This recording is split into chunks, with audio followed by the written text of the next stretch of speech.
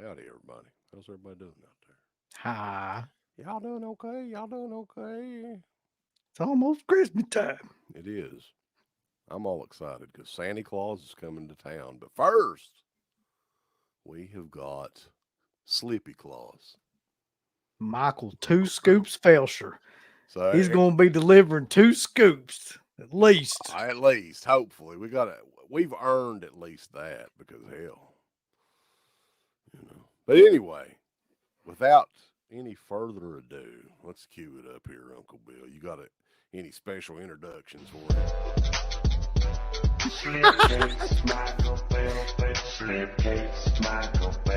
I think the song speaks for itself.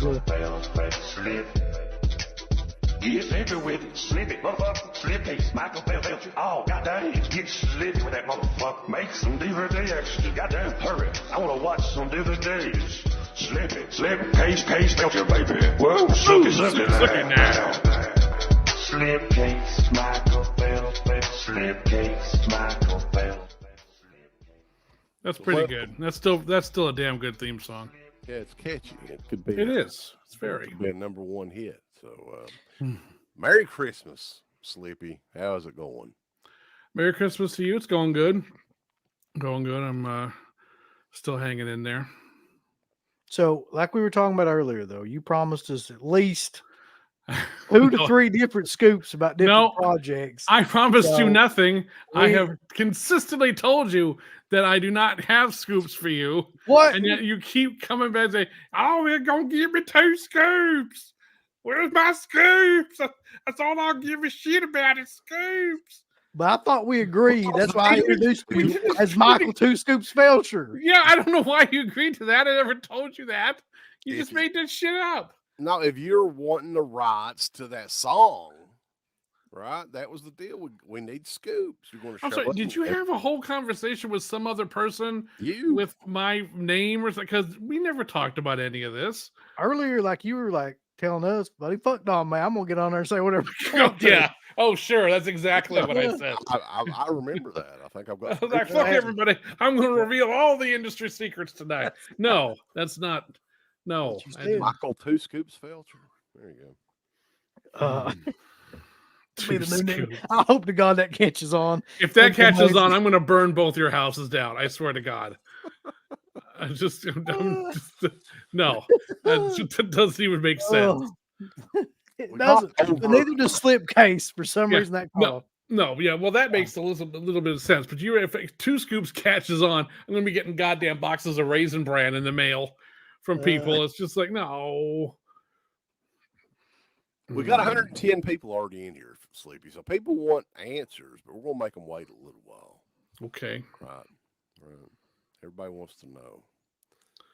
Nightmare on Elm Street set, which we're going to talk about it here soon. I think that there's a big announcement to be made. Does everybody want to know that? I don't have any announcement on that. Stop asking me about that damn thing. He can't announce it yet. Seriously, I can't announce it because I'm not working on anything. I don't know anything about it. I have the wrong mic enabled. That I knew there was something. Well, you all continue talking here. I'm not sure. Let's see. It's a real It's a real professional outfit here. This is great. This some bitch has got the mic on his computer going. We're trying to have a professional interview with 2 Scoops Felsher. Now let's get this going. Come on, man. Deadpit, if there's one thing we've always been known for, it's professionalism and high integrity journalism. And I won't have it. This kind of fucking hoity-toity nonsense. I don't think you know what any of those words mean. I can't. Integrity in high-end journalism? That's right. Only the best people. Oh, sure. Sure. Only the highest integrity can be upheld at Deadpit. Robert Ream says, Michael, false advertising. I didn't say anything about 2 Scoops. This was... oh, God, forget it. I give up. Yeah. Oh, God, I hate you both. So for some reason, people keep piling in here. I guess waiting for a fucking scoop. We just lost one of our people. We lost AK. Yeah, he's never come back. Well, what are you going to do? So I'm gonna talk to you professionally right now since he's gone. We need to know what's going on with cheerleader camp, summer camp nightmare, Nightmare on Elm Street the box set, and anything I else. guess, here, I'll sum it up for you. Nothing, and nothing. What about Prom Night 2? Hello, Mary Lou. I wish something was going on with that, but that one's just kind of out in the netherworld somewhere. I feel like I just saved us 45 minutes of conversation from the chat by answering those 4 questions. Well, it's Hello, Mary Lou would be a great one to work on. That's my favorite of the prom night movie. I think that's most people's favorite of the prom night movies. I mean, nothing against the original, but the second one really, and again, the second one really wasn't a prom night movie, strictly speaking, anyway. At least it wasn't shot to be one. But, it ends up, it's like it's in a high school and there's death, so just call it prom night 2. Fuck it, close enough. And there's a prom in it. So it's like, well, that's close enough. How many horror films can you think of where they started with like a premise that had absolutely nothing to do with it, but added the title later on? A lot of times there would be sequels where they would find a script that had nothing to do with it and then turn it into a sequel. They would get a script like, well, it doesn't have any of the stuff that's supposed to be in this movie, but we like the overall premise of it, and we can buy it real cheap as a result of that. So then they kind of suddenly, it's like, wait a minute, what the hell? How did Freddy Krueger end up in this? Shit like that. It's just like some of the Hellraiser sequels were like that. I think several of those late era sequels were existing scripts that they just shoved Pinhead into somehow. I'm pretty sure the one with Craig Sheffer. I don't remember the name of it. I'm pretty sure that was one of those. There's Inferno, Hellseeker, and it's the one that's like a detective story, but Pinhead shows up. Yeah, there's Deader and like flashbacks for 5 seconds. Well, the weird thing about Inferno was that was directed by Scott Derrickson, who went on to do that is right, Sinister and Dr. Star. So he went on to a lot of big stuff after that. Yeah, so there have been movies like that where they just sort of went, okay, well, we can kind of shove one of our established characters into this existing story. And I think for example, like Die Hard 2, they bought a book or something for that and shoved John McClane into it. Or, it's just, because at the end of the day, that's pretty easy. It's just like, well, we got a terrorist at the airport. Well, okay, we can just buy that and shove John McClane in there somehow, I'm thinking about House too. Was it one of those House movies like The Last Picture Show or Last Horror Show or something? Wasn't that like Horror Show was, it was released here and shot as a horror show, but then overseas it became House 3. Yeah. So, and then they made House 4 and released House 4 as House 4 here, and it confused the hell out of everybody because it's like, did I miss something? There ain't no House 3 around here. Meanwhile, people in France are like, we know it's a House 3, Oh, yeah, God. I guess CK's dead, so I don't know what happened. Yeah, I don't really want to start the 2 scoops part until he gets back because I know there's no scoops. There's no fucking scoops. I don't know what the fuck you're talking about. Well, there's at least 2. No, there's not at least nothing. There may not be 3, but the title itself insinuates 2. Why do I come on here? I really don't understand why I come on here. It's just. Let's talk about real quick though while he's gone.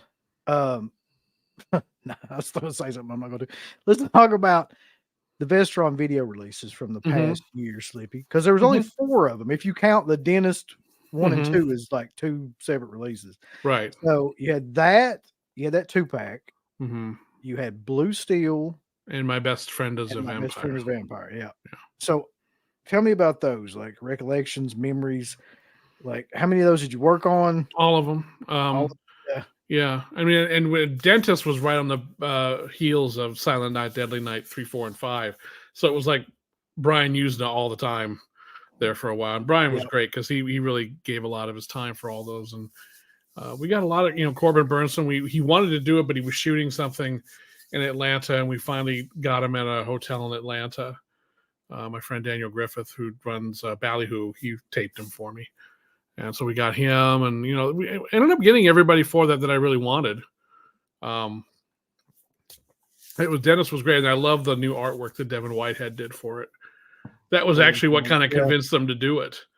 because Just the artwork. Yeah, because I said, well, we should do Dennis 1 and 2, and like, oh, okay, and I just kind of told Devin, go ahead and do the artwork, and I'll just mock up a cover and show it, see if that gets any support, and that's pretty much what ended up happening. It got passed around. Oh, we got to do this. This looks really awesome, and it even passed. We had to make a couple little adjustments to it so that Walmart customers wouldn't object to it, because it was it's pretty disgusting. I didn't even think about that, like having to worry about Walmart in that way. Yeah. Those titles actually get into Walmart, so it's we have to be kind of a little cautious of it, but we didn't have to make anything major change. It was actually just making sure the blood didn't look too bloody, so we kind of had to color down the blood a little bit, stuff like that. And then My Best Friend is a Vampire. A couple of the actors said no, which was disappointing, but the director did a commentary for us and the screenwriter, and that was a fun one because that's a movie not many people have seen, and it's a very sweet film at the end of the day, and it was nice to be able to get that back out there. And then Blue Steel was kind of easy because a lot of those extras had already been done for another edition overseas, so I just commissioned a new commentary from Alexander Helen Nicholas, and I think I put in some archival features and some other things on there just to kind of flesh it out a little bit. But that one was largely done. That one was pretty easy and that was an easy sell because it's like Jamie Lee Curtis, Catherine Bigelow, So I don't know if many people remember Blue Steel in terms of like how dark that movie is. That is a dark movie, man. Blue Steel is a mean motherfucker of a movie. It really is. And it gets, because like Ron Silver's character just he starts off unbalanced and then just goes butt-fuck crazy by the end of it. I mean, he's just, and the murders are really savage and cruel, and I don't know. It's one of those films where it's just like, damn, this was a real shit fest at the end, because I mean, everyone just gets bloodied up and beaten up, and it was a very hard-edged film. And it's one that I hadn't watched again in a long time. So I saw it in the theater when it came out because I was a big fan of Near Dark, obviously, and I liked it then. But actually, I think I like it a little bit more now than I did back when I first saw it. Same, yeah. So did you get your shit worked out? Yeah. Oh, I mean, I'm not really sure which microphone it's picking up. Does it still sound the same? Tap your mic. Yeah. No, that's the mic. But it is picking that up, but it sounds like it's breaking up or something. I don't know how to explain it.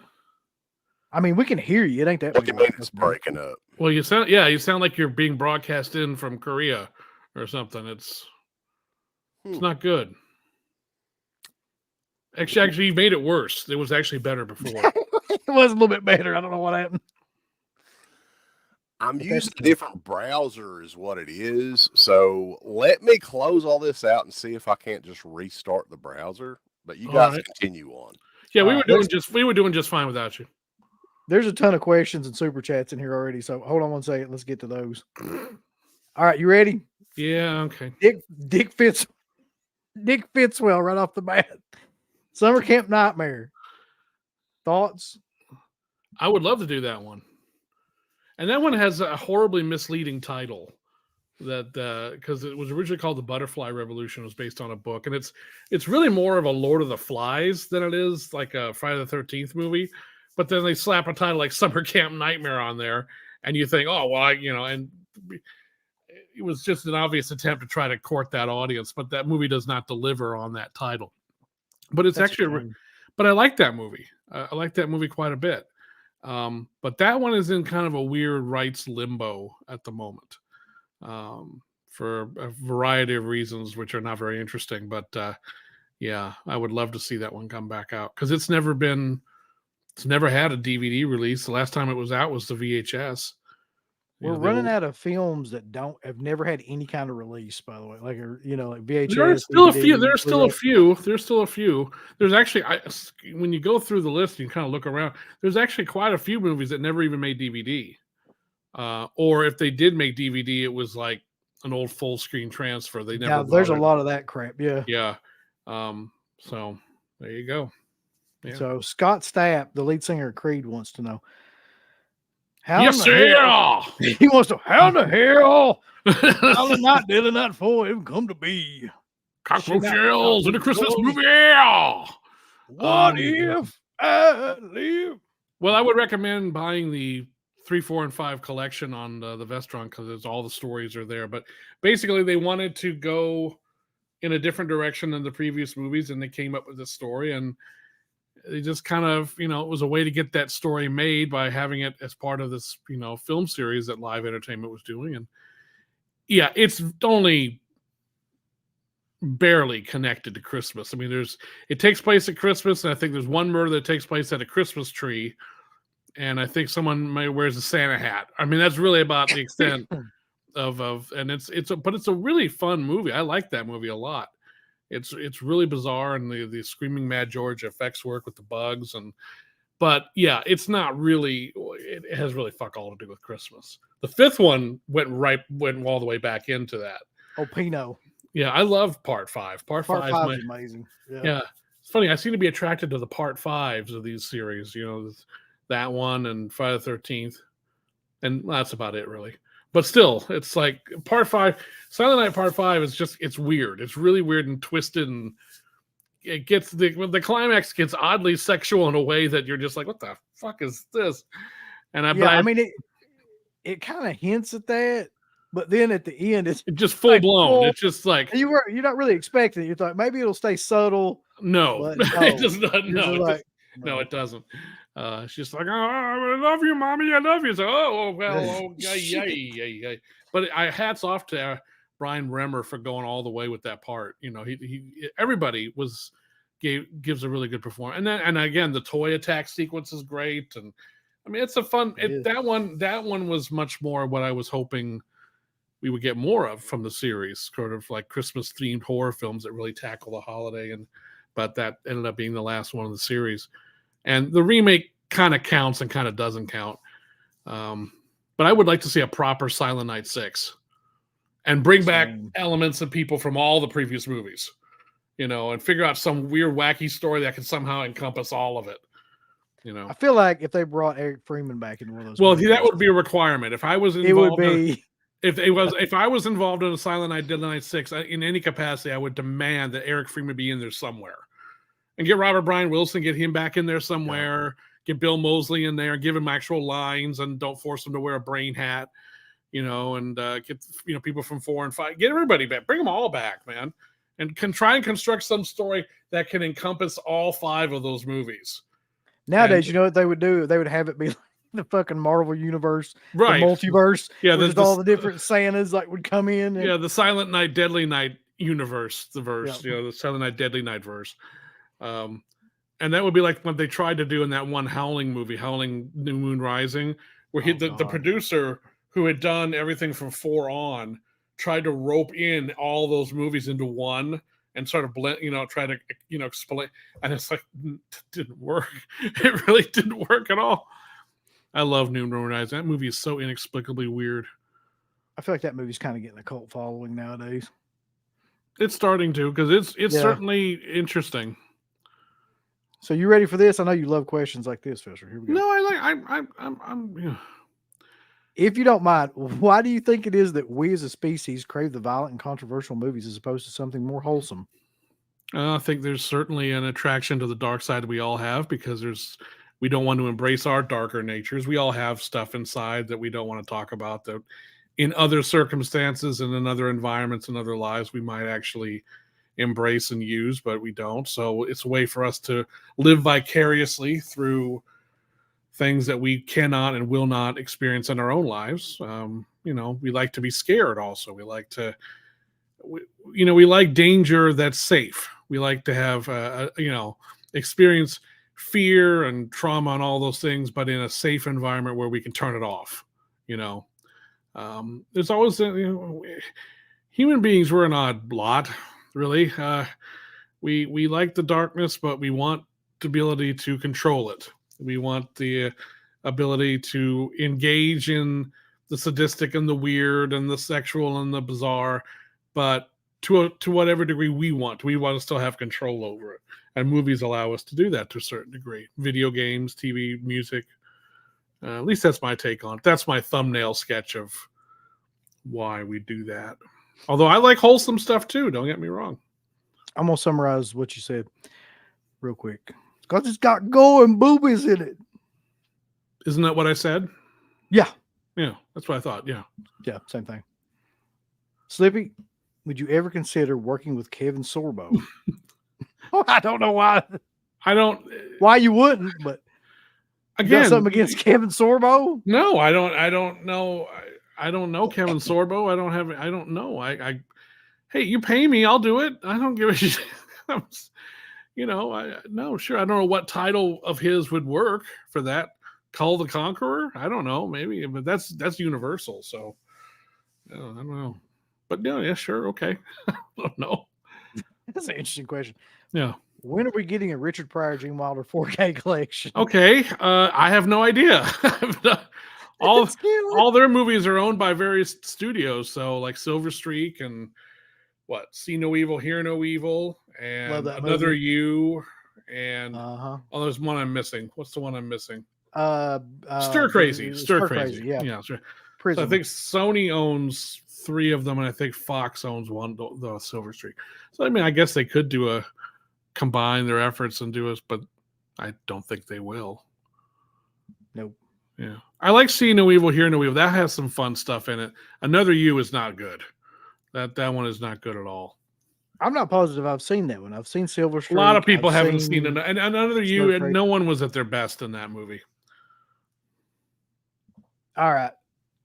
Land of the Dead 4K. I would assume that would have happened by now. I could have sworn that Scream had announced that at some point, but that was the Dawn of the Dead remake. I think they did. It's either Scream will do it or Universal will do it at some point. I'm sure. I would imagine.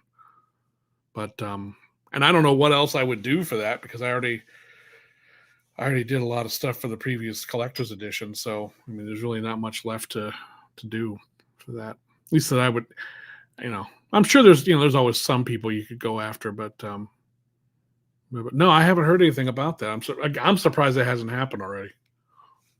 Me too, because that's really the last.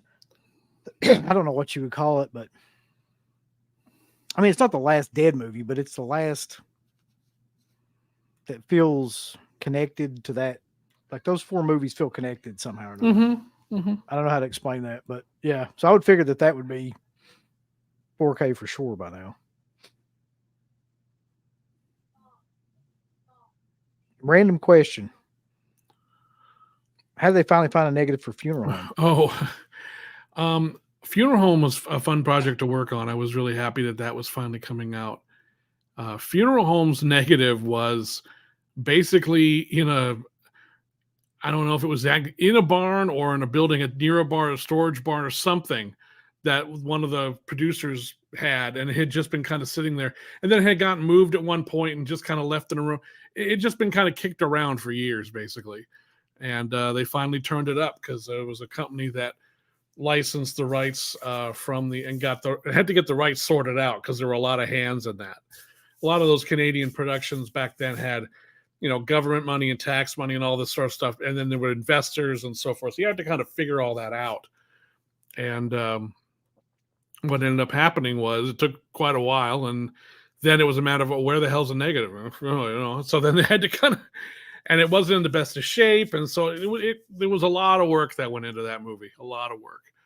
But I had a lot of fun working on Next. I went up to Toronto for like 4 or 5 days, and I shot a lot of interviews and recorded a lot of interviews with people, and got to visit the house. The house from Funeral Home is still there.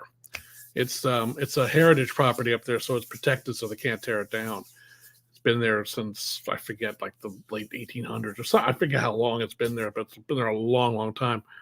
And so I got to do that, and it's a pretty loaded disc. I'm very, very happy with all the stuff that we managed to get for it.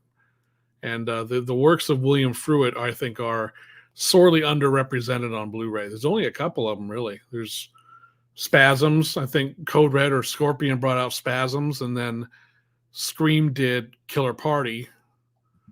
But Death Weekend's still not out there. There's a couple others. Well, Blue Monkey, that's now the Code Red did do Blue. Yeah, they did. Blue Monkey. So there's a few of them, but there's still some of his better films are not out there yet. And I would really like to see more and more of them come out. But I didn't know Spasms was out. I had the VHS of that, but I didn't know It wasn't out for very long. I think you can still get it on like eBay and stuff like that. But I think he was either Scorpion or Code Red, but I can't remember which one of the two did it. Now, Alpha Romero is a huge Romero mark, as you can imagine. Mm. And so he asked, is Sony releasing Night of the Living Dead 90? At some point, yeah. I don't know when, but yeah, it will be coming out. That's all I can say. Because even I don't know. I don't even know. That's all I can say because it's Sony. Yeah. Well, there's that, but I honestly don't even know. They haven't shared for me what the release date is. But it's something that we're working on. Yeah. So, okay, you're working on it right now? Not at the moment, but it is one of the things that's kind of floating around out there. Holy shit. He's going to make his third attempt. Oh, Lord. Hello. But well, that sounds that's a lot. much better. Are you reprogramming your whole fucking hard drive? Like, what are you doing? What I had to do is I had to delete Chrome and reinstall it. Oh. Chrome wasn't loading or whatever. Well, I was trying to use Firefox and fuck that shit. I ain't ever using that damn thing again. I didn't know they were still around. Is Opera still around? You remember Opera? Is Netscape still around? Opera. Netscape Navigator. That was a classic. That's a big one. But yeah, I mean, I was trying to use Firefox on here because I just didn't want to fool with. Yeah, it just didn't work for me. So, what were we talking about, boys? I have no idea. Well, we were going through Romero stuff, talking about Night of the Living Dead 90, but like I was essentially going to try to wait on you to get in here to talk about, anything to do with Nightmare on Elm Street. What? No, Nightmare on Elm Street, man. That's what we got him on here. We got to talk about that. Well, okay, we're going to talk about that, but I mean, it's like we're building up to, it's like ratings or something, right, with WWE. Oh God, is that what we're doing? Yeah. No, but I mean, yeah, I guess people have been waiting on here a half an hour, and promises were made. Slippy. 2 scoops by who? You. About what? You did tell us. Definitely it was coming out this year. I never said definitely it was coming out this year. I think I remember you. I would never have said definitely. No, I did not say it was for sure or something like that. No, I said we were hoping to have it out by the end of the year. It was looking good to have it out by the end of the year, but I never had a release date. You see, you guys, I think you hear in your heads. No, we can get a confirmation on this. Cletus, pull up the footage. We got a new guy. Works behind beautiful the scenes bean footage here for by the name of Cletus that pulls up all the old. I could have done that because I mean I don't know if you said definitely, but you definitely said something along those lines that this year, 2023, and you got to think, man, you announced it in April.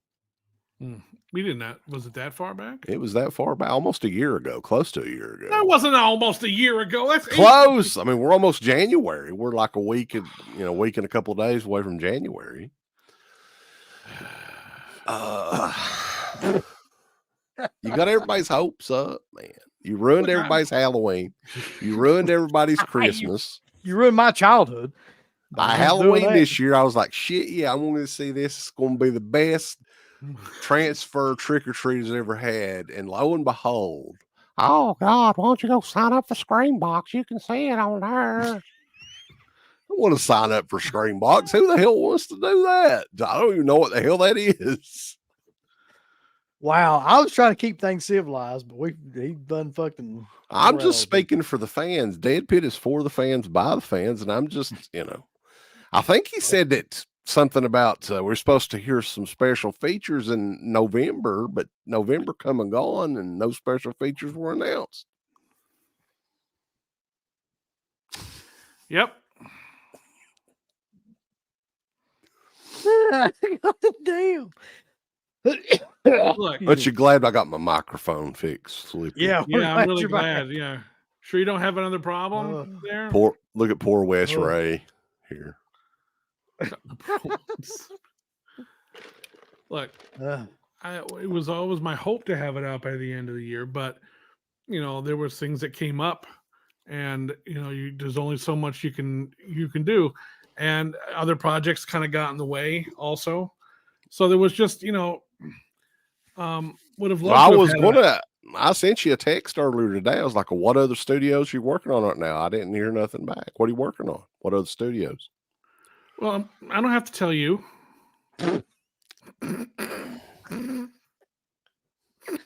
No, I was working on. I'm working on a lot of stuff for Kino Lorber. I actually have kind of like a full-time gig with them right now.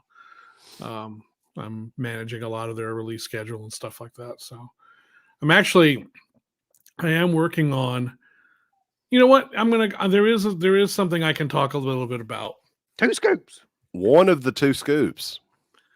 2 scoops. There's no two. There's no two. Oh, fuck you. Look, now there's the. Are you familiar with the movie Death Machine from 1994? Who isn't? Yeah. This is Kino's bringing this out, and it was Stephen Norrington who directed Blade. It was his first movie. And was it? Who directed that? Stephen Norrington, who did Blade. I just told you. Thanks for listening. He's over fucking around on something. But who doesn't know about Death Machine? Cruise Shoes. Classic. Cruise Shoes. Yeah, well, I'm so glad you guys are paying attention and riveted by what I'm talking about.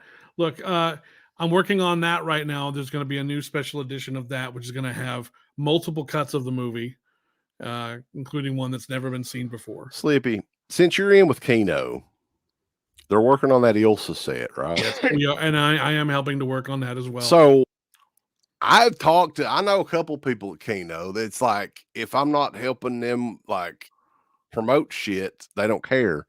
We've got a very rare interview with their director, with Don Edmonds. That, as far as I know, it's the only audio podcast interview that he ever did, and it was like a year before he passed away. So, I mean, I would be willing to donate it. Look, I'll talk to you about it when the time comes. Absolutely. Okay. As long as you know, I mean, I'm good, because I just wanted somebody to know. Because, yeah, I mean, we'll have to cut your voices out of it, but I mean, we can definitely. I mean, that's fine. You can do that's fair. The trick on that they do on TikTok, where they can make it sound like the Optimus Prime or something. Yeah. You know, yeah. We can do so that. tell me, Don, what was it like to work on Ilsa? Can AI Michael Caine asking the questions? Hello, Don. What was it like working on Ilsa? I got to be honest, though. Kino was one of my favorite labels, because they're kind of like. What's with the was? They still are. They still are. Hmm. I think the thing is it's kind of no nonsense. We're going to release a ton of this stuff. And yeah, I mean, a lot of the times there's not a ton of, a good lot of special features like everybody's used to. Still got nice packaging, nice presentation, great transfers and everything. And the prices are very reasonable. I mean, it's not $30 a movie or whatever that a lot of these other, well, let's be honest, $40, $50 a movie now is what some of them are. Yeah. We like Kino, in other words. That's good. I'm glad to hear it. But no, the Ilsas are coming at some point. There's a lot of work because the problem is there were no HD masters on those. And the elements for those are in not the greatest shape.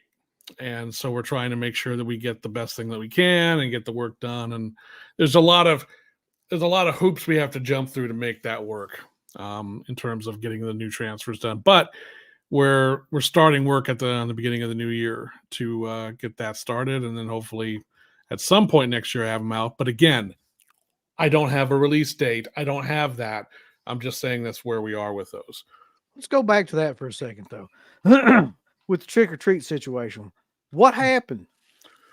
Is it a packaging thing? Because that was one of my theories. That's what our guess was. No, it's not really a packaging thing. There was some things I was waiting for in terms of extras and some people that I was hoping to get for it. One panned out, one so far has not. And then there was also the 5.1, the new 5.1 mixer that we're doing. We ended up getting access to some other things that helped us redo some of it that we weren't happy with. I've heard it myself.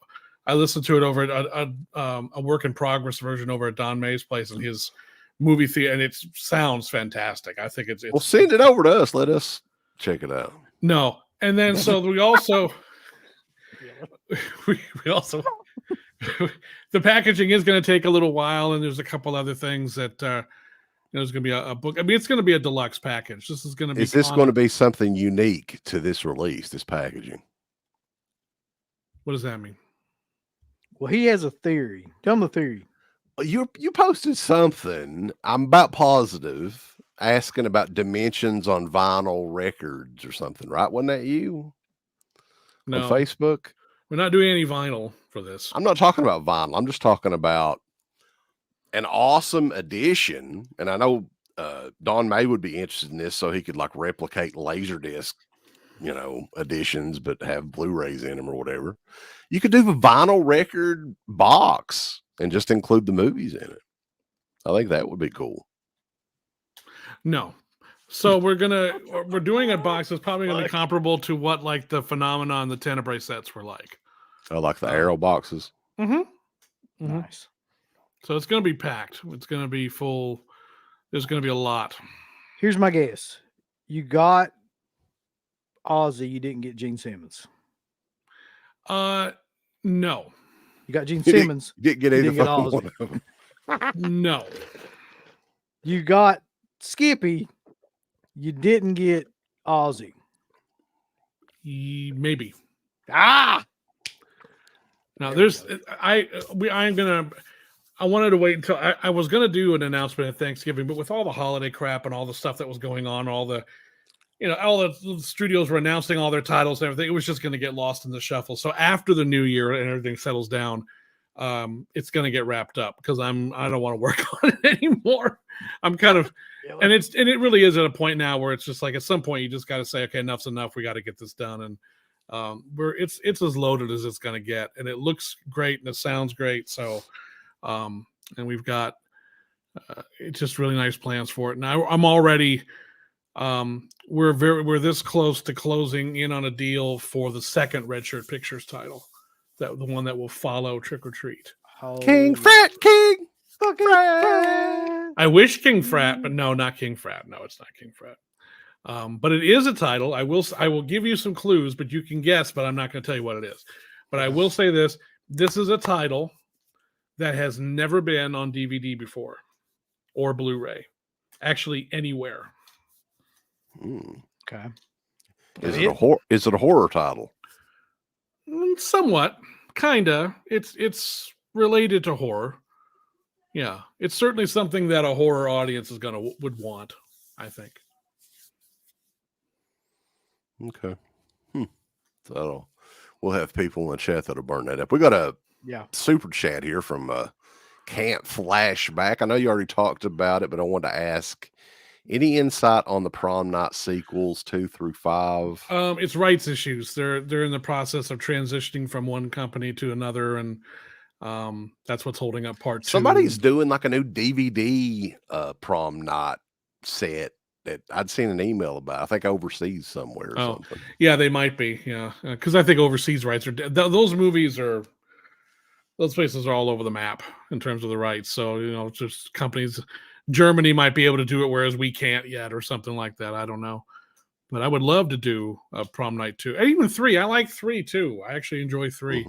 4, not so much. But although I haven't watched it since the tape came out, so I don't even remember it. But I remember not being particularly fond. Yeah, I was kind of surprised though. Like Don May, we were asking him about like a 4K of the original Prom Night, which I figured. I mean, Flash Eater's fucking out in 4K, so why can't? Well, the reason he can't get access to the elements again because the company that he licensed that from, and Curtains has subsequently gone bankrupt, and so now the people that he worked with are no longer there anymore. So he'd have to go back and So I mean, he don't have any interest in it though. From what he was telling us, though, it's like the Blu-ray evidently didn't do that well or something. It did. It wasn't as big a seller as I think they anticipated it being, but I'm sure that would be one if it was easy to get the elements again and get back to it, then we'd probably do a 4K on. I would love to see a 4K of Curtains, quite frankly, over Prom Night. I think that's a better looking film. But it's Slippy. Yeah. Slippy. Yeah. Check us out. Is Kino doing Bruiser? No. Who's doing Bruiser then? Who is it? Somebody's doing Nobody's doing Bruiser. What the fuck? Somebody's doing Bruiser. I wish. Again, that's George. I would, I would have to think of it as So that's his estate that owns Bruiser, or who owns it? No. It's Studio Canal produced that movie, but Lionsgate distributed it here. Yeah. So, okay. No, I'd love to do Bruiser again because that it's an underrated film. Joan Jett. Light of Day. Oh, that has a weird rights thing too, because I originally thought it was part of the same catalog that Monster Squad was part of. Isn't that a music issue too? Some of the music in it? I don't know what it is with that. I don't think it's the music. I don't think so, but who knows? But wasn't Springsteen, that was like one of his songs that it. Well, Light of Day was written by him, I believe. Yeah. The theme song, and then it was a Paul Schrader film that Michael J. Fox and Joan Jett are in. But there's some weird rights issue with that's preventing that from coming out, from what I understand. Because I asked about that one. Yeah, that would be a perfect one. I've always been not a great movie, but I've always kind of been a fan of it. Joan Jett, man, back in 1986 or whenever that was. I've always been a big Joan Jett fan. I love her music. So this question has come up twice, so I'm going to just ask. What? Do you know what the deal is with Rampage by William Friedkin? Yeah, it's Miramax. Miramax owns it, the old Miramax, so that's Paramount now, I guess. I don't think they're rushing out to do that one anytime soon, sadly. I like that movie. That's a good movie. One thing that I wanted to mention, and people still bring your questions up here, but it's hard to keep up with some of them in the chat. We're going to try to star them. Yeah. We got like 181 people in the chat, so that's pretty killer. The Lionsgate Vestron titles seem to be like they were few and far between in 2023. Mm-hmm. Are they going to pick up any in 2024? We're hoping so. Yeah. It's just a matter. Sometimes it's just a matter of when we can get to those. That's just the problem. When you're dealing with a studio that's just got a lot on its plate, it's just hard to sometimes focus attention on those. I wish we were doing more of them. I'd like to be working on those nonstop, but there's at least 3 other ones that are in the works at the moment, and we're trying to wrap up a couple more so we can kind of at least have them done. And then, Cheerleader Camp was lost, right? Didn't we hear Don May mention that? Cheerleader Camp.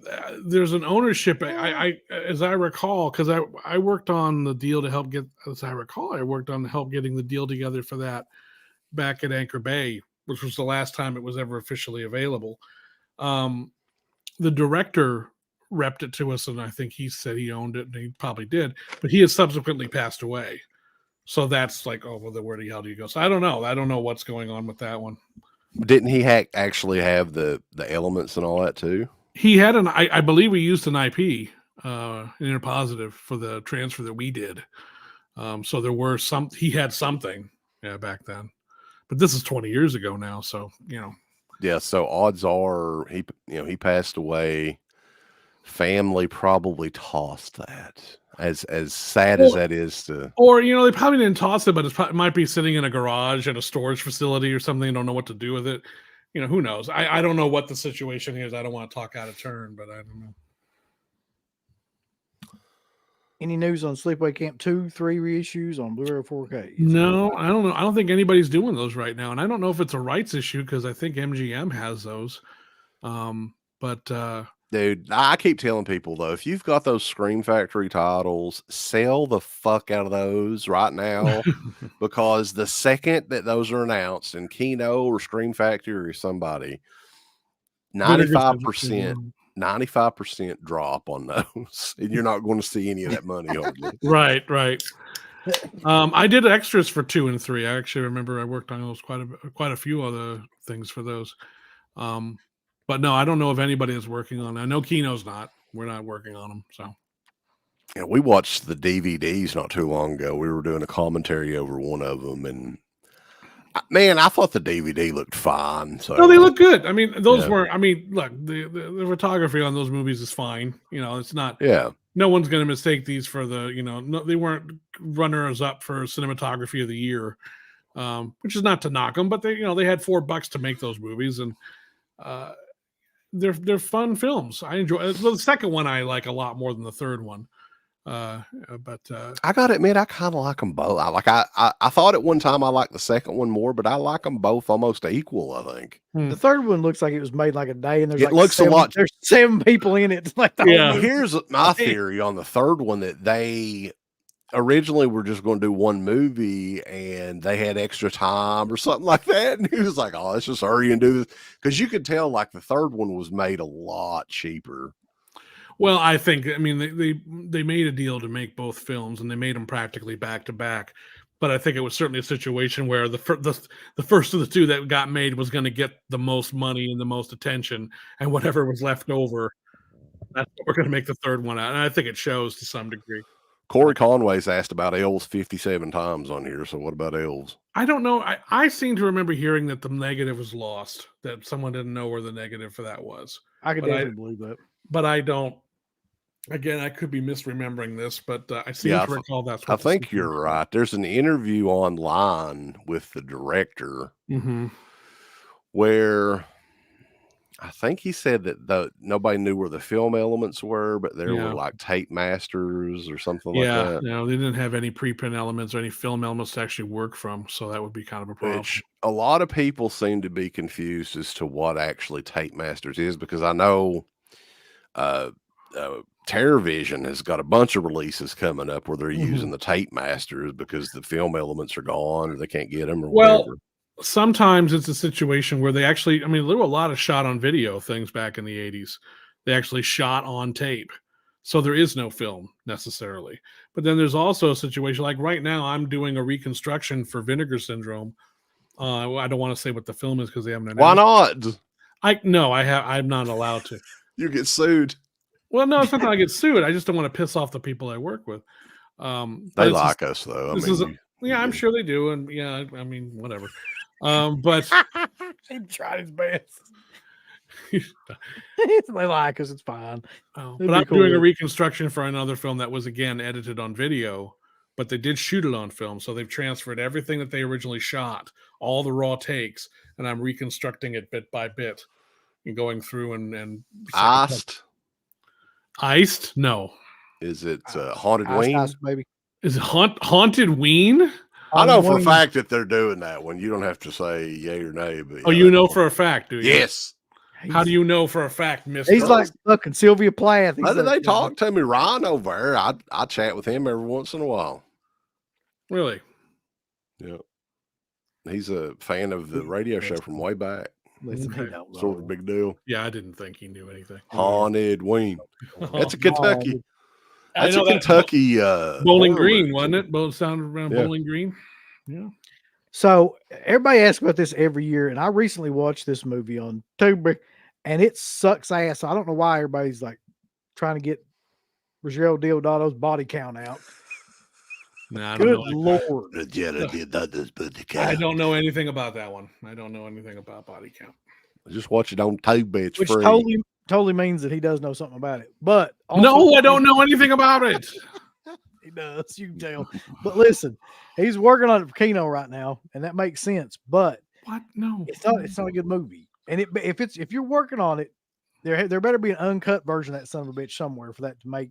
I'm not working on it. Why would you pick that movie out of Jackson Jack's Audible? That's right. Born to be Rad, Garrett is asking, he heard Vinegar Syndrome may have gotten the rights for The Watchers. What can you tell us about that? I heard that rumor too, and I asked them, no. Damn. Yeah, that's a bunch of. Guess what? The internet was full of shit. That's too well known for Vinegar Syndrome to release. No, it's not. That's too well known. Wow, yeah. So you're friends with those guys, huh? He's friends with them. Well, they like obscure stuff, though. That's not obscure. That's too well known for that company. I ordered that. They only do shit nobody heard of. The Supernaturals, that would be a good one. Yeah, I don't know what's up with that one. That one is Kino doing the soup? No, they are not doing the. Man, like Kino doing, Slippy? You're working with sons of bitches. What are they doing?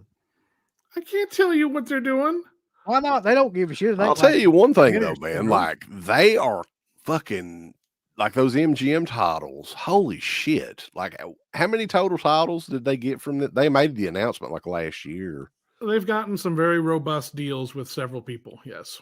like pretty much every month there's like 3 or 4 like MGM titles. There are a lot. They have a very, very robust schedule. Yes, that is true. It's robust. Yes. Robust, yeah.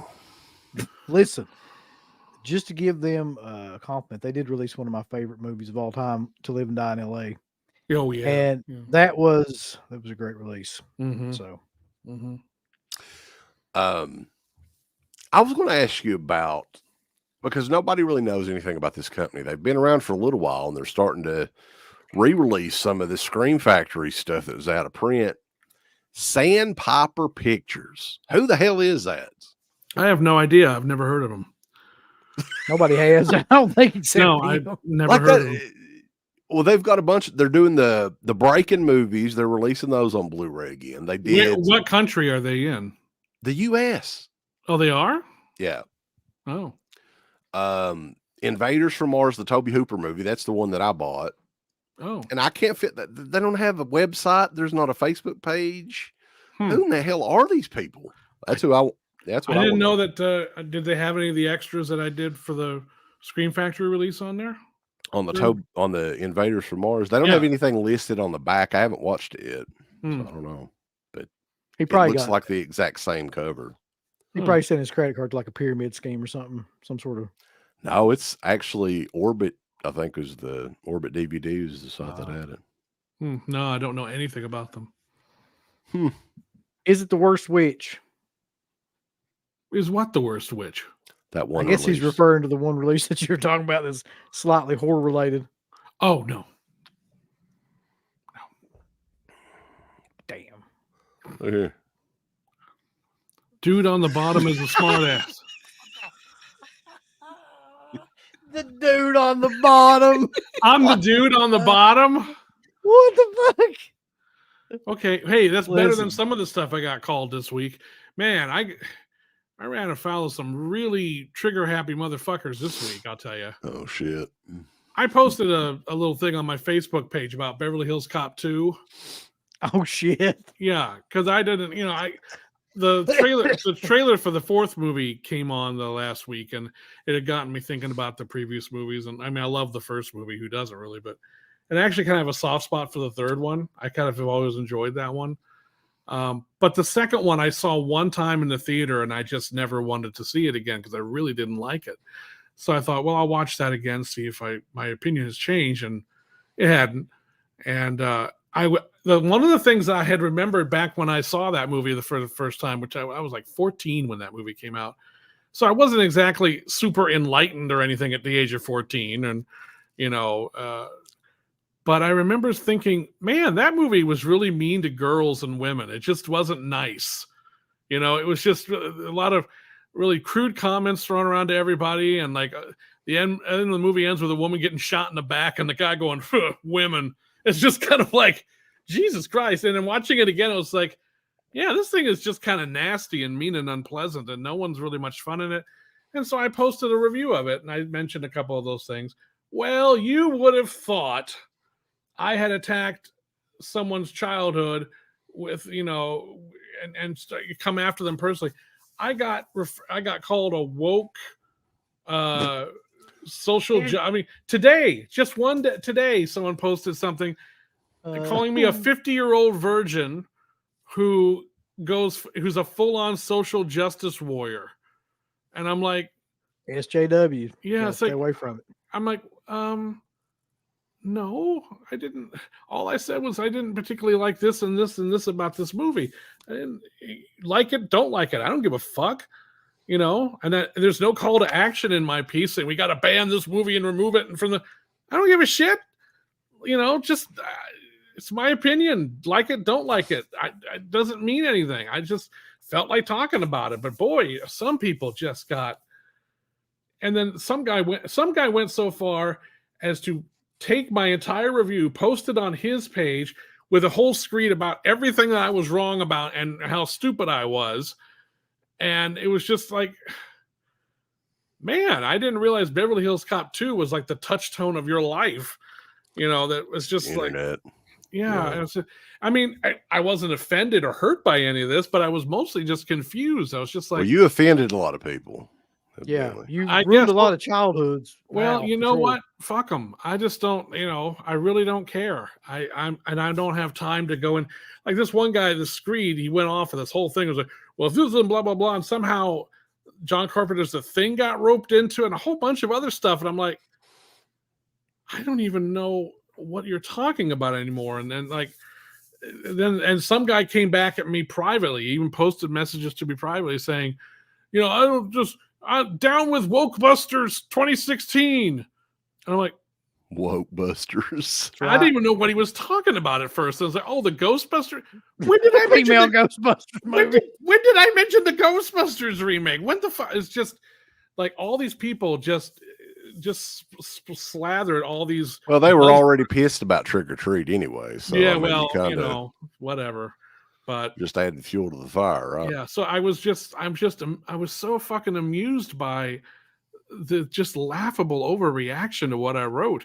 Because again, at the end of the day, if you read what I think and think it's a bunch of bullshit, fine. But why was my opinion so important that you felt you needed to go on this harangue about it? And again, it wasn't like I was saying we need to get rid of this movie and we're shame on anybody who likes it.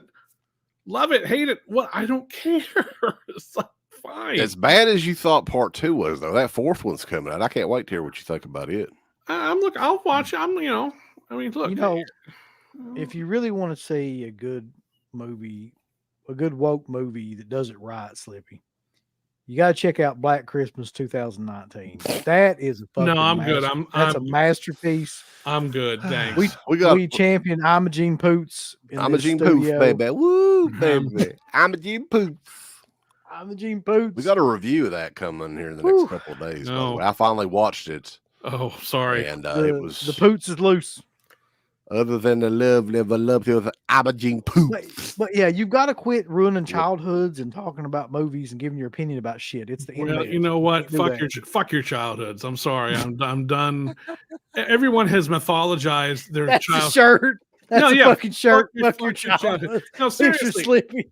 No, because you know what? what? A good shirt, actually. No, because I'm sick of this. Everyone has mythologized their childhoods to such a degree that it's like, oh, it's my childhood. This is what I grew up. It's like, you know what?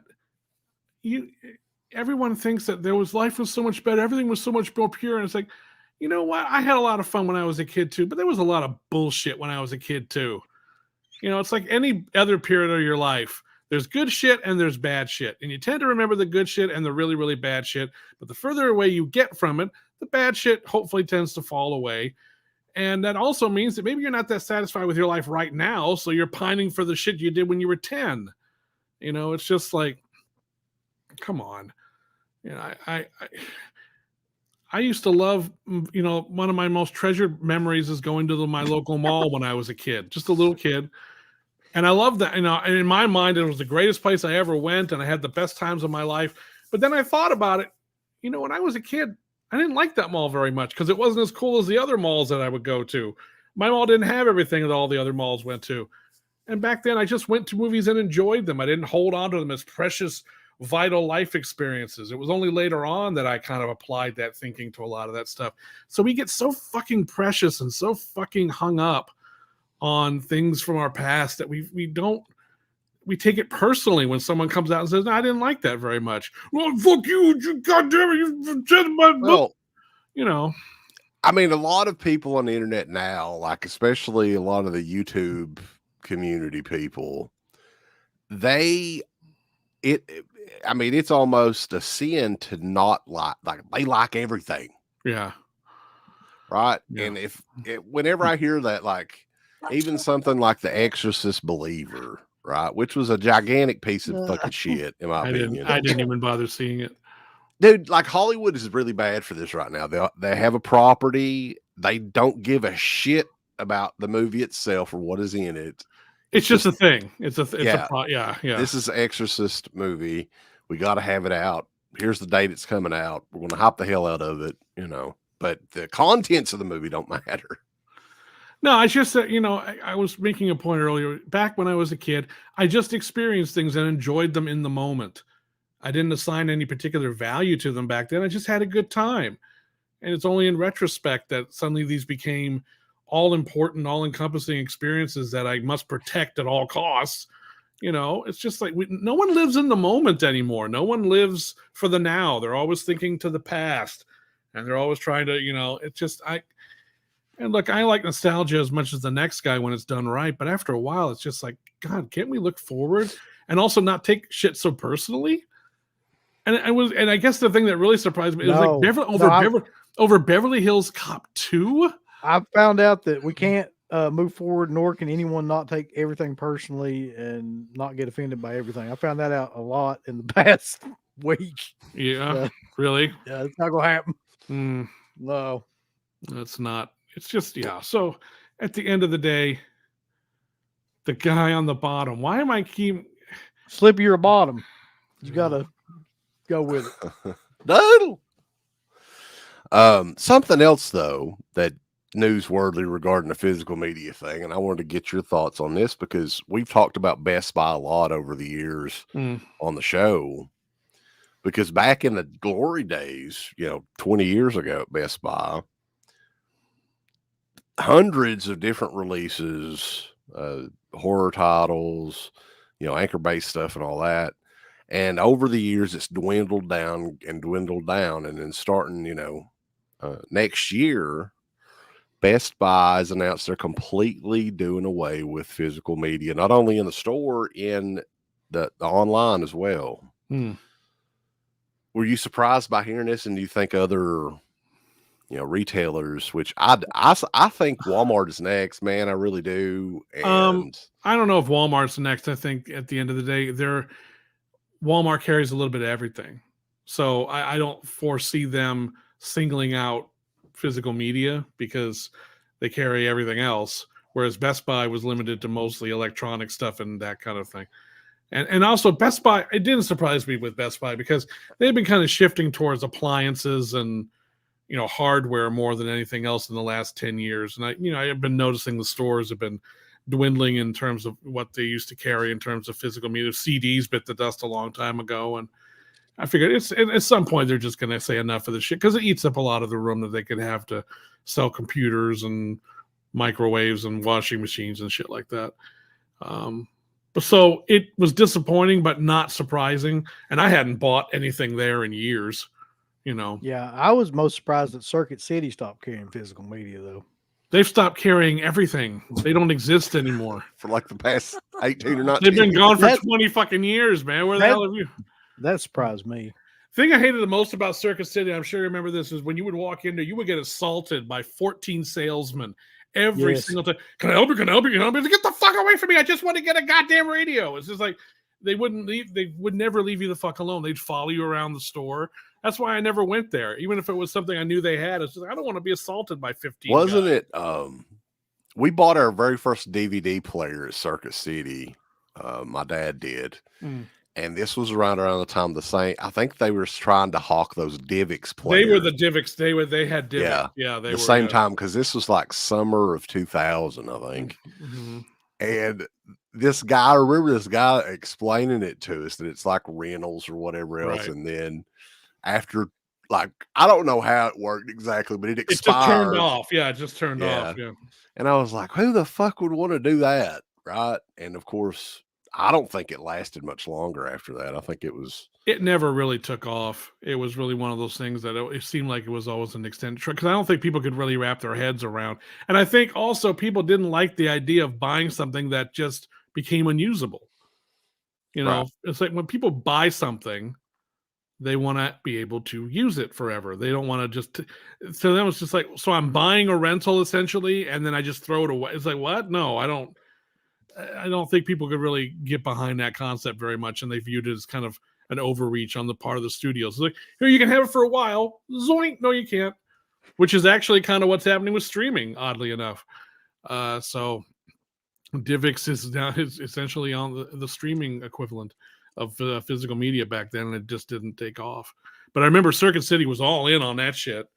They were the Divx guys, and then not so much. How long do you think it's going to take?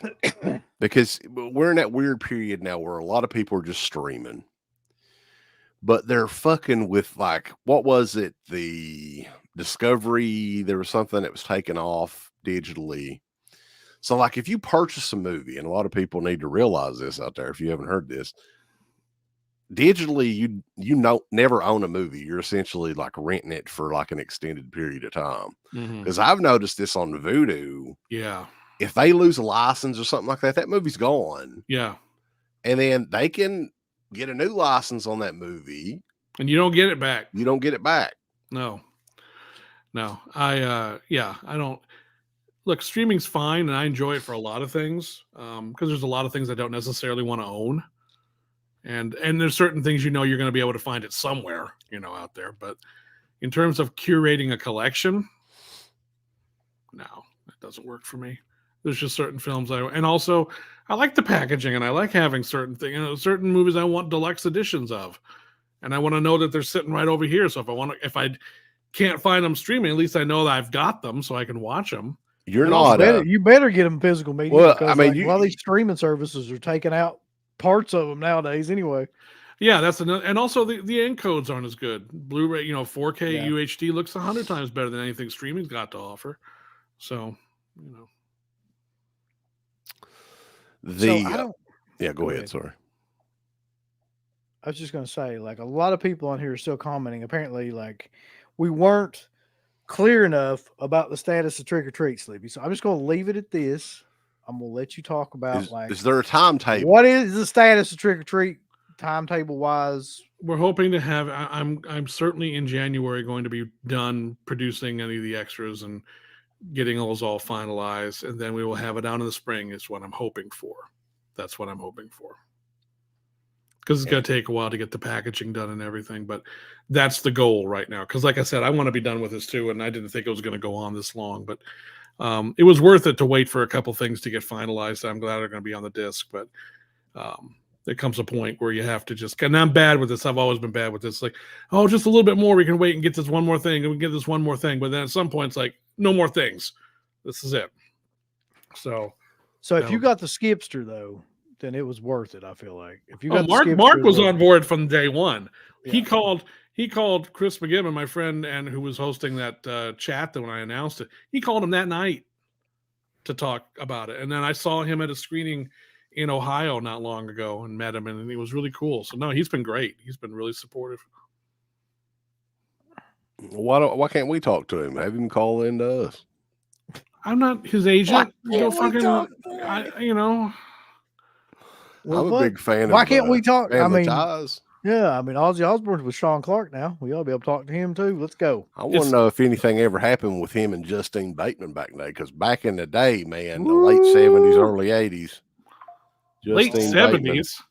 Late 80s come out for that show. No, I don't know, man. I didn't ask that. Well, what year did she turn 18? So whenever that was. I don't know when that was. Why are we talking about Justine Bateman all of a sudden? I don't know. Satisfaction, man. When is that one coming out on? I don't fucking know when that's coming out. Has Liam Neeson in it, Julia Roberts, and Justine Bateman. Yeah.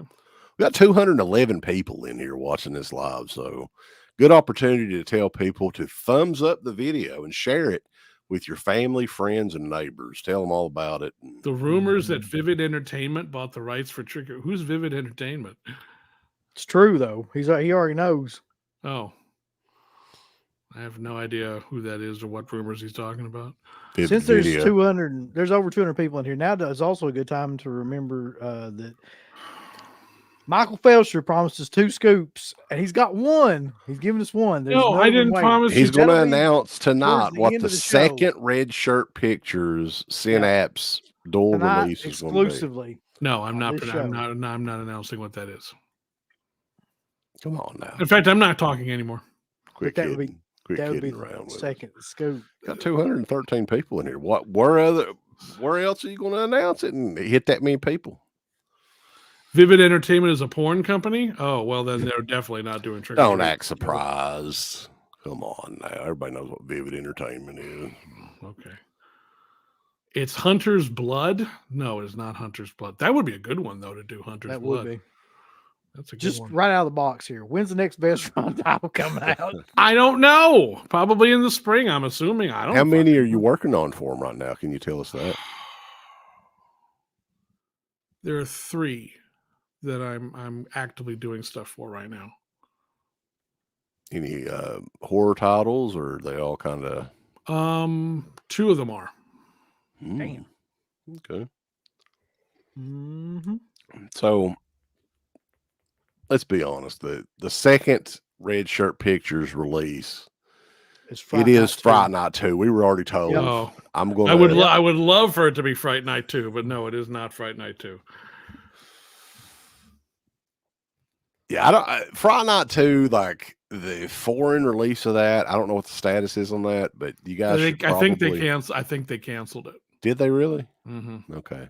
I was going to say if Wow. that ever actually came out, you should probably just go ahead and get it, because I don't see a U.S. release coming to that. Actually, like I'd be shocked. Murder. It's not Murder by Phone, although wouldn't that be funny as fuck? That movie is fucking hilarious. That's just people get killed by a thing through the phone. I mean, it's just so ridiculous. It's just at one point a guy picks up the phone and he gets like he explodes and like gets flown across the room, and it's just like, oh my god, that movie is one of those ones where you just have to go, did they realize how ridiculous this was going to come off? The Paper Brigade, what in the hell's that? What? The Paper Brigade is a comedy that was released in the late 90s. It's basically paper boys go to war with like this asshole that lives in the neighborhood, and the asshole was played by Robert Englund. Really? It's actually a funny little movie, but it was Warner Brothers brought it out. I don't know if they still own the rights to it or not, but I remember the Paper Brigade. Okay. I don't think I've ever seen that one. Yeah, it's probably slipped under the radar for a lot of people. What about Leonard Part 6? And get the Blu-ray of that. Yeah. I can't do that one until I do the other 5 parts first. So I'll pay you not to ever come out with that. it's Jesus.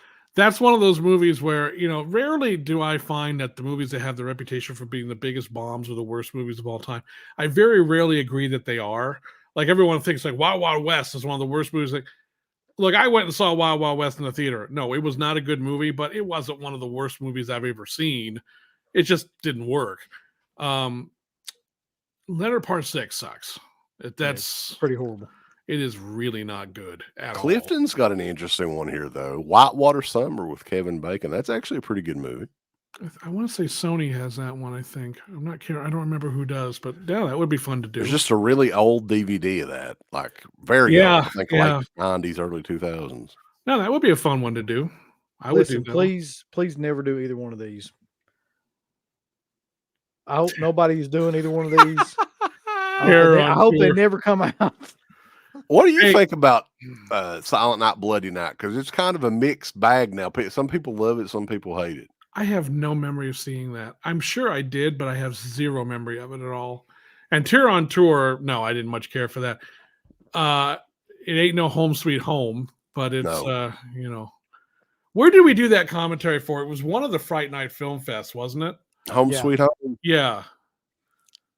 We did we did a live commentary. I know I think it was at one of the ones that was at that big hotel. The Galt. The Galt House, yeah, it was. Yeah. I think that's where we did the Home Sweet Home commentary. Speaking of which, Eli Roth is scheduled to be at the Horror Hound show in March. Right? Is he really? So, man, I think that we've got to go. I actually worked with him on the Green Inferno Blu-ray. I edited 2 featurettes, and he worked with me on the edits and gave me some really good notes and stuff. He was actually working with him was actually very pleasant. I have really no bad memories of him whatsoever. So it'd actually be kind of nice to actually meet him in person. I don't know if he'll remember me. This was quite a few years ago now. But yeah, that's cool that he's going to be there.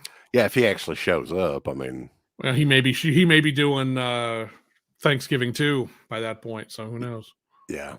So I never known of him actually doing like a convention that wasn't in LA or whatever before.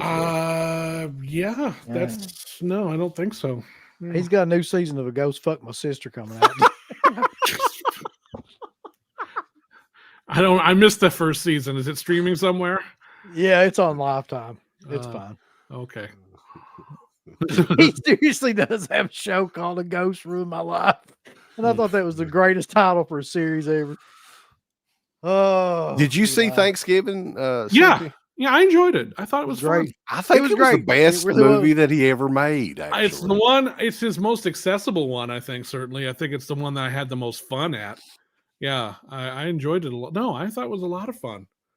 Yeah. Yeah, I was kind of shocked. I was waiting on it to completely just fall apart, and it never did. No, it was very much the movie that I was hoping it was going to be when I went in to watch it. So I'm very happy that it turned out, and I'm glad it was successful. I'm glad it was successful. Are you still doing the conventions and stuff, or no? Do you just not as many? Just the past couple of years, I just haven't really been up for. But next year I will be doing. There's at least 3 I know I'm doing next year, Okay. and hopefully maybe a couple more because I do kind of miss it. But well, the if shows we end up going to the Cincinnati show, you should try to. That's not too awful far for you, is it? Oh, Cincinnati? No, that's like 4.5 hours. That's easy. Yeah. I am going to go to that one because I think Sam Raimi's supposed to be there for that too. He is, yeah. Yeah, I kind of like. I wouldn't mind getting my Evil Dead poster signed by him. I've never met the man. I've never met him. Another one that's going to be there that I was like, what the hell is Mike Flanagan's going to be there? Oh, really? He's going to. Yeah. Damn, this is going to be a pretty big loaded show. Yeah. Wow. Okay. Well, or supposedly. I mean, I've loved Nathan and those guys there at Horror Hound. I've gone to a lot of. I haven't been to a Horror Hound in a long time, and the main reason for that is, I'm much more of a fan of the shows that are at hotels. I'm not a big convention center guy. Me too. And I mean, I'm not saying that they should take them back to hotels. They've become very successful, so they kind of have to do them at big event centers like that. So I don't blame them for that. No, I mean, it's a money thing. I mean, hell, you got to make the most money you can. Yeah, and they put on a great show. I mean, it really is an amazing show, but I get worn out real fucking easy, and I like to be able just to go into the elevator, go to my room, chill out for a little while, come back down. But I find I can't do that at some of those shows. And also, after a point, it's just like, there's just too many people here. Yeah. Well, the last couple of scare fests that I've gone to has been like that, where like there's so many fucking people that you can't even turn around. Or yeah, I don't like that. 2 or 3 people. I'm not a big fan of that. Yeah, I get that too. Yeah, that's the one thing. Like Scarefest was always at that big convention center, and maybe it just goes back to the first show that we ever did, where it was at a hotel. Mm-hmm. It was just a little bit more laid back and everything. But yeah, I mean, that's why I like Cinema Wasteland so much. It's always been at the same hotel. It's always the same size show. You know, you can kind of chill out, relax, and hang out, and it's just.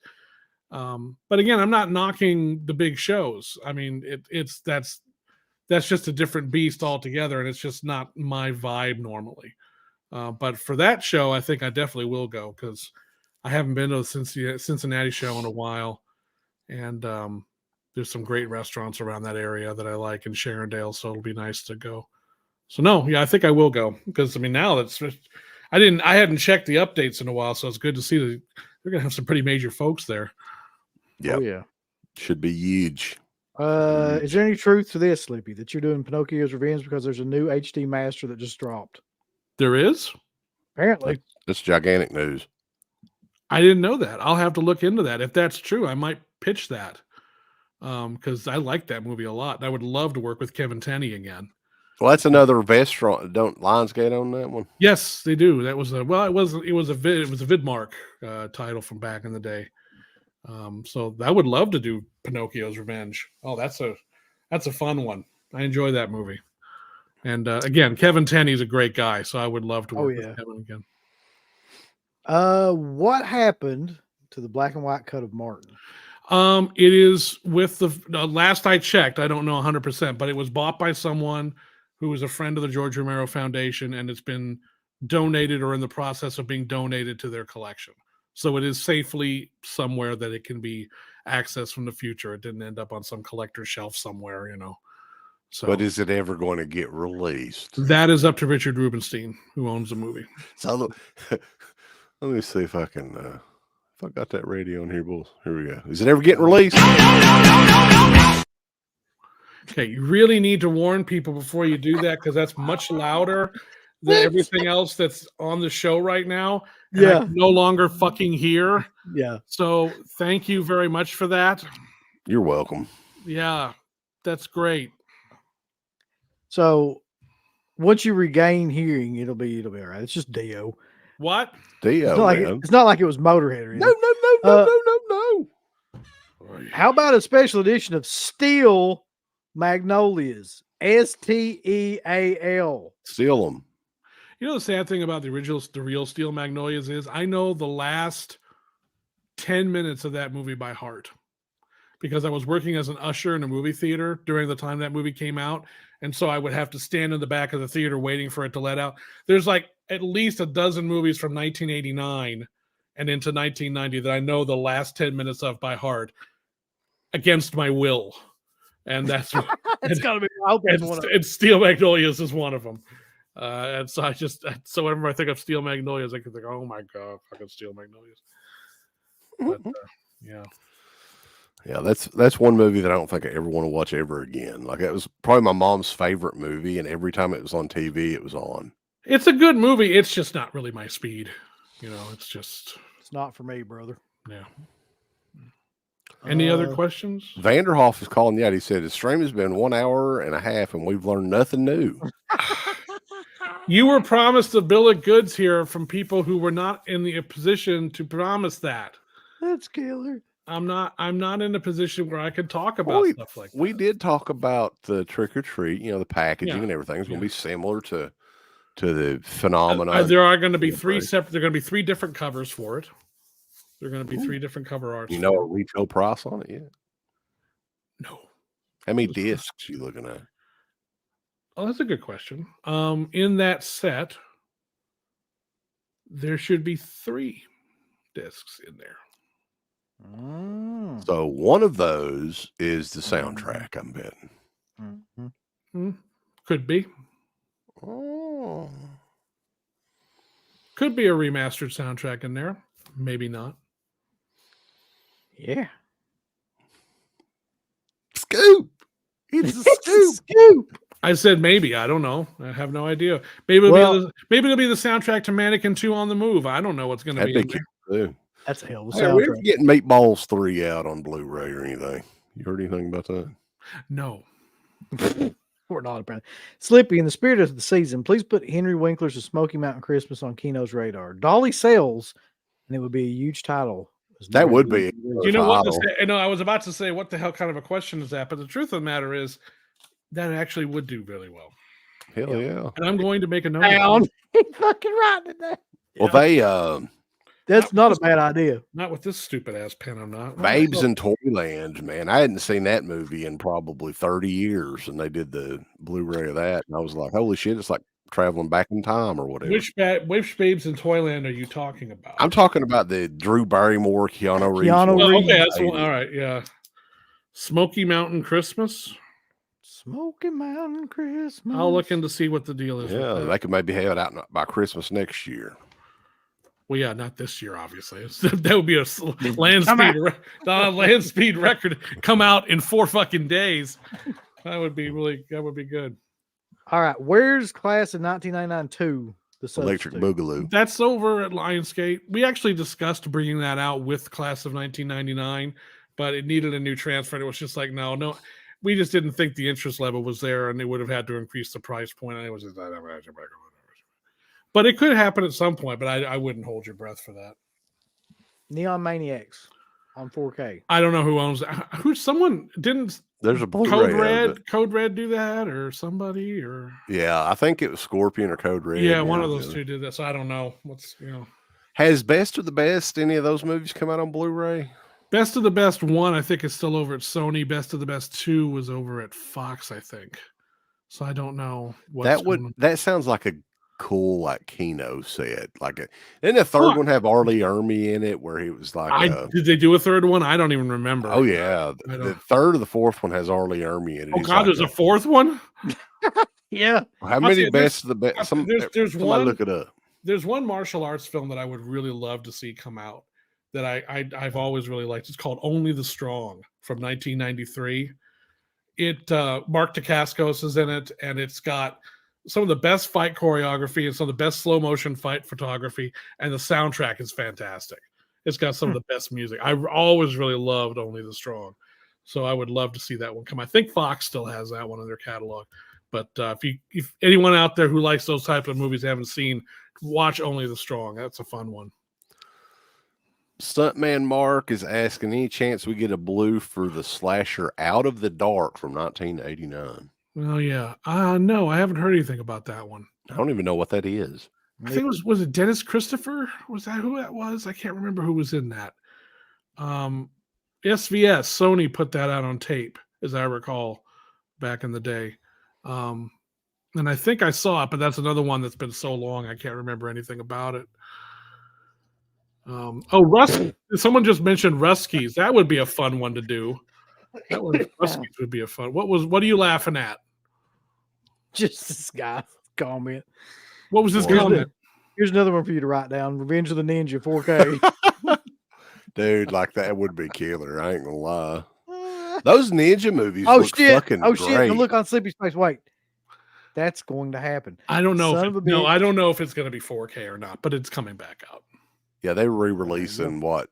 Enter the Ninja got a new transfer and extras and all that. Mm-hmm. That looked freaking amazing. Like I was shocked at how good that movie looked. Yeah. And American Ninja movies looked amazing too. Oh, I can talk about one of the titles that's in the works at Vestron is Kickboxer, the original Jean-Claude Van Damme. What the fuck? Yeah. Got to be a 4K. That could potentially be a 4K. Boy, you kind of buried the lead on that one, Slippy. That's amazing. Well, I do have permission to say that we are working on that, yes. And without getting into any details, there are some aspects to that movie, some things about that movie that people have wanted to see for a long time that we're hoping to include on that release. So cut scenes. Yep. I can't get into details, but we're aware of what people want to see on that release. So I told y'all, 2 scoops. Oh. They don't call him Michael 2 Scoops Felsher for nothing. Well, here's your 2 scoops right here. That's just... That ain't nice. Well, it's not nice to make up lies, mister. I started trend. Somebody asked about Bloodsport as well. That's Warner Brothers. Warner Brothers here would have something. I think that got released overseas, though. It did, yeah. Yeah, so, but Warner Brothers has that here, I think. I think they still do. But no, I don't know anything about Bloodsport. I don't know about that one. So you were mentioning, though, you still have some physical media you keep yourself. Oh, yeah. You don't have like a gigantic collection, I don't think. I really don't. I really don't. Because I could make an excuse to get everything. And I don't have the room. I just don't have the fucking room. What's some of your... I mean, it doesn't have to be stuff that you've worked on, but what's some of your favorite titles that's come out this year? This year? Yeah, or the last couple of years. Oh... Martin, the second site Martin. I worked on that a little bit, but I didn't really have a lot to do. Uncle Bill wasn't really happy about the transfer on that one. Martin is a rough one because the negative is not in. The negative is not available to us, so unfortunately on that one. But does it exist anywhere? It does somewhere.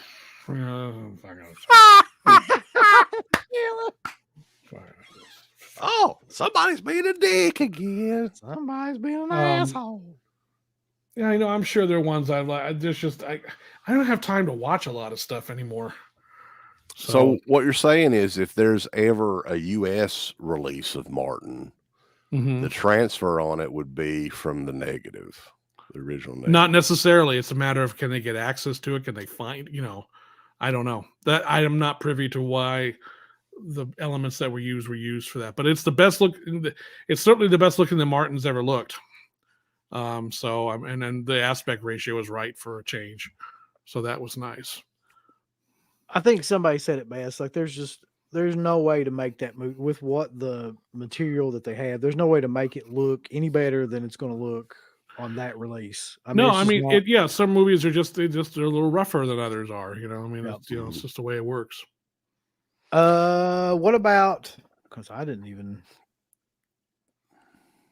think about that, but how many fucking versions of Phantasm have they released already, though? I don't know. US if 4K of Phantasm. There's never been a 4K of Phantasm in the U.S. No. That would be up to Don Coscarelli. He controls that movie. So He owns 1, 3, and 4 and Ravager for this country. 2 is still Universal. I would imagine though that he wasn't very pleased with the. Didn't they have a big issue with the last release of the? Wasn't it Phantasm 1 and 2 together, and they fucked the release up? Oh, I don't know. Go USA. I don't know.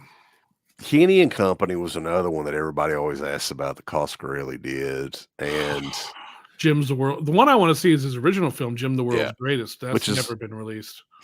It's on YouTube, or it was. I don't know if Universal distributed it back in the day, and I don't know if they still own the rights to it, or if there's music issues, or if I don't know. But there must be a reason why, because I'm sure that we would have done that at Anchor Bay back in the day, because we had a relationship with Don back then, because we did Kenny and Company with him and Phantasm, the first Phantasm. That would be. You would think that both Kenny and Company and Jim the World's Greatest would be like Severin or Vinegar Syndrome. It has. Oh yeah, I mean, any number of, any number of companies would want to do that just because it's Don. I mean, why not? And it's essentially a lot like Jim the World's Greatest, especially is like a lost movie, really. Yeah, and it was his first one. So that would be, who wouldn't want to release that? And Angus Scrimm is in it as well. Yeah. And Angus, I mean, I think Reggie's in it too. I think Reggie might be in it. I can't remember who else from the Phantasm crew is in there, but Don tended to use a lot of the same people in his movies. Because like in Kenny and Company, Michael Baldwin's, in that, and I would. So I didn't know this, Slippy. Is this true? Encino Man and Son-in-Law don't have Blu-ray releases. Okay. Yeah, I don't know. I wouldn't. I haven't kept up with the scorecard on Pauly Shore movies on Blu-ray.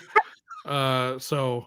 Although those are probably the two best, right there. Yeah, I mean that can't be true, right? Because there's only 2 movies that he really did that anybody knows. Yeah, and then Encino Man has Brendan Fraser. Well, Phantom of the Mall is out. They did a special edition of that. That's Pauly Shore was in that. But that's not really a Pauly Shore movie. You know what I mean? That's not like In the Army Now or something like that. I could have sworn Mill Creek did some of his stuff, or I thought that too. Like I thought there was some sort of. Because actually, Encino Man Into the Pit 4K. Somebody's asking about that. Who is asking about it? I did. Look. Why? Look at that, man. How could you even do that? It wasn't shot. No. It was shot on. Buddy, that's Kelly Markoff that shot that. You don't fuck with him. I'm not got nothing against Kelly. I'm in the fucking documentary. Right. Yeah. One of my proudest accomplishments. But Dead Pit. Can you not do that gmail.com. I'm taking a drink or something. I'm sorry. We still have copies available. You can go to Grindhouse Video, Orbit DVD, Dead Pit, at Dead Pit Venmo, and get this shit. I'm still taken aback by the whole kickboxing. Who would I interview for the 4K of Into the Pit? Well, I can't imagine who's left.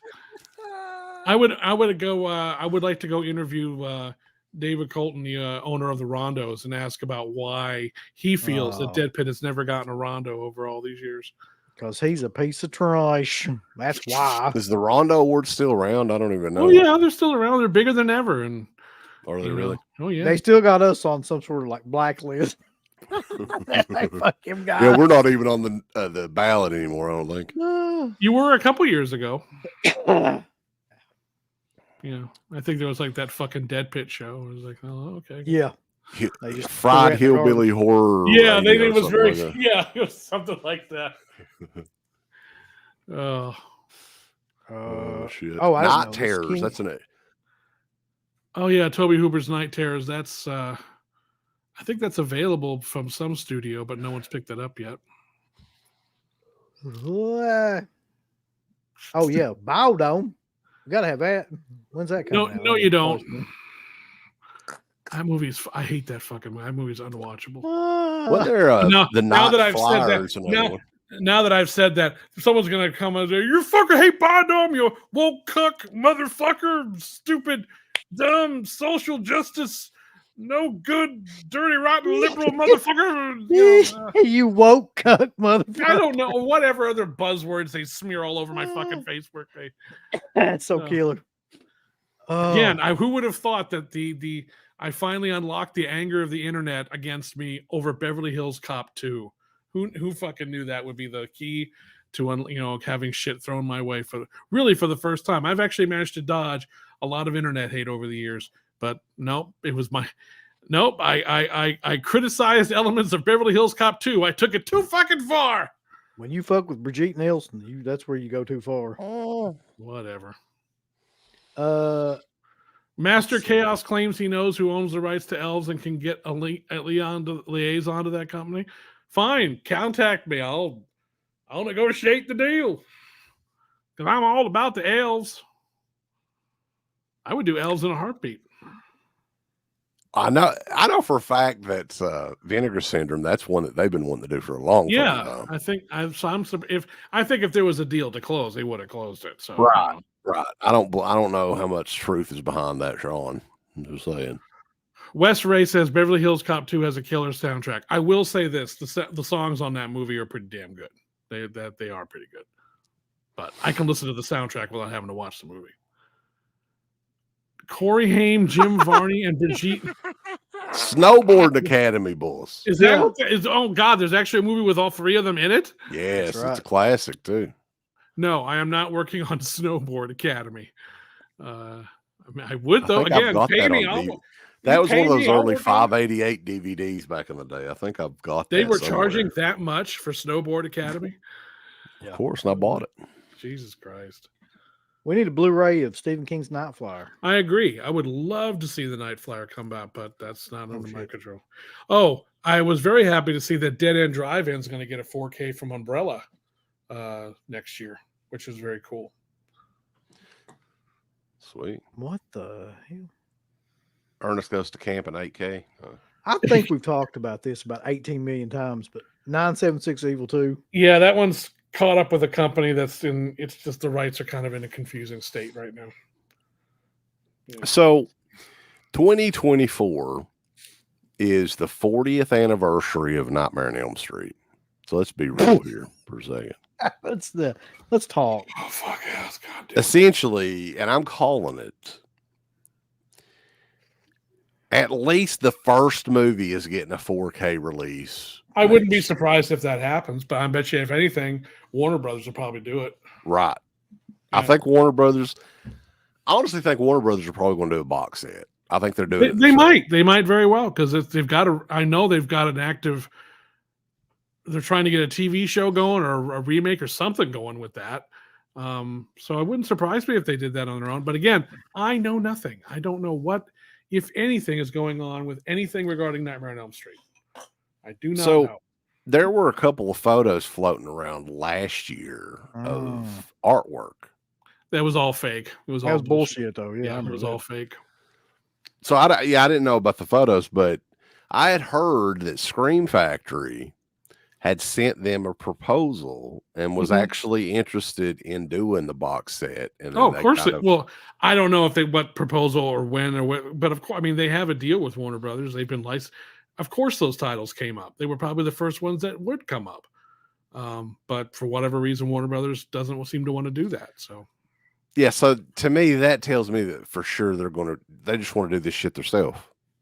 Right? Maybe they saw how successful the Friday the 13th. They box might. was. Yeah, I don't know. Again, these are all decisions happening outside of my purview, so I don't know. But yeah, maybe. Yeah. What about Freddy's Dead? Freddy's Dead in 3 days. What about it? Is Freddy's Dead coming out? In real 3 days. I don't know. All right. Does Storm of the Century have a Blu-ray? I have no idea. Who gives a fuck? Well, they give a fuck. They asked the question. Come on, Nick. I don't think it does. No, I don't think it does. Sometimes They Come Back needs a new. I would that's like an underrated one. I enjoyed that. I like the first one. They did what? Sometimes they come back again, and sometimes they come back for more. Sometimes they come back for more, and then sometimes they sometimes came back again for something else. Possibly then, they do. Yeah, that's one where you can't really take the name out too much further, because it just becomes sometimes they come back again for something else, but you don't remember what it was they came back for. So here you go. Last summer, sometimes they start to come back, but then they just skip it. Sometimes they're already here. You know, it's just like sometimes they wonder why they came back in the first place. Now, I'm not shitting you about this. I'm not shitting you. We watched this movie again recently, and it does not have a Blu-ray. I know this because it only has one version. It's on a really shitty DVD. Okay. It's one of the most amazing films, like exploitation-wise, All right. horror-wise, Okay. that's out. Okay. And I'm not joking. I know you'll Okay. think this is a joke. You're not Don't joking. joke about it. Crazy Fat Ethel. That movie needs In 4K, boys. Hear me in out. 4K. Hear me out. Crazy 8K. fat You could Ethel. do an 8K of that release. If you guys are just tuning in, Felsher has told us he's working on Nightmare on Elm Street, the box set, right now. So stay tuned. 214 people in the chat. We're going to get the details on it here in just a few minutes. It's going to be huge. It's going to be a bonus scoop. Okay, first of all, shut the fuck up. Second of all, on this Crazy Fat Ethel thing, what? It needs to happen. Listen, you know that movie's amazing. I know that movie's amazing. You are criminally insane, sir. Exactly. Crazy Fat Ethel 2. I'm not saying Crazy Fat Ethel 2. I'm not going that far, Two-pack. but I am saying. Well, you kind of have Crazy to do a Fat two-pack. You can't just do the first one. Yeah, because the first one's like an hour, not even an hour. I mean, long. the second one is the first one, though. It's like 45 minutes of the first one. Right. It's a Silent Night, 15 minutes. Deadly Night 2 type of situation. Okay. I don't know who owns those. I'm thinking 4K, though. Are you thinking that? Yeah, I'm thinking that. They're probably hawking the rights at the flea market or something. The flea market. Hi, would you like would you like some barbecue corn on the cob, and would you like some shampoo, and would you like some homemade chocolate candies and the rights to Crazy Fat Ethel? Yeah, they've got it sitting right there beside the fucking corn or whatever. Right. Yeah. Pork rinds and Crazy Yeah. Fat Ethel. Yeah. Yeah. I'm not No. kidding, though. That movie's amazing. Oh, I'm not saying it's not amazing, but I was waiting. It's like, what title is he going to say? Oh, yeah, you're right. Crazy Fat fucking Ethel, but okay. I do like the title of that movie because it's like, well, that tells you everything you need to know about this movie. It's like And it's not like no one needs to look at the back. No one needs to look at the back cover of this movie to go, what's Crazy Fat Ethel about? It's like Texas Chainsaw Massacre. Right. The That tells title you is the everything. entire plot. The damn sound effects too when she's beating on these bodies or whatever is just great. And she's pissed off because she keeps taking away her sandwiches and stuff. I mean, it doesn't get any better than that movie, really. Well, if somehow I would ever work on those, I would definitely get you to do a commentary for that. Oh my God, we already did one. You can find it on YouTube. It would just be. So is it just you two going, "Oh my God"? Yes, that's exactly what it is. This Like, shit's amazing. Uncle Bill, I can't believe this shit. Oh my God. That's pretty much exactly what it is. Anyway, Seriously, you're God, I working hope close with Kino. There's bound. I mean, hell, we'll do this shit for free. Just to have more extras on there for them. It don't matter. I'm sorry, you're charging too much. Jackass podcast. Yeah, they get all these other people that nobody knows on there. They could add us to the list. I'm sure Kino's dying to get us on there for them special features. Yeah, we can review Ilsa, the harem keeper of the oil sheiks. We could do the commentary on that. If they ever do get Crazy Fat Ethel, though, Kino. I will. Or King Keep Frat. me Make a in note mind. of that right now. We're King perfect for the King Frat commentary now. There's no denying that. Yeah. I've been in many fart contests myself over the years, so I can what? Oh God, I hope not. Do you think Clown House will ever see the light of day in HD? No. No. Where's Dio at? No, I don't Yeah, think go ahead so. and play it. Let's see. There's that's about fine. as much chance of that happening as there is a special edition of Clown House happening. No, that will not happen.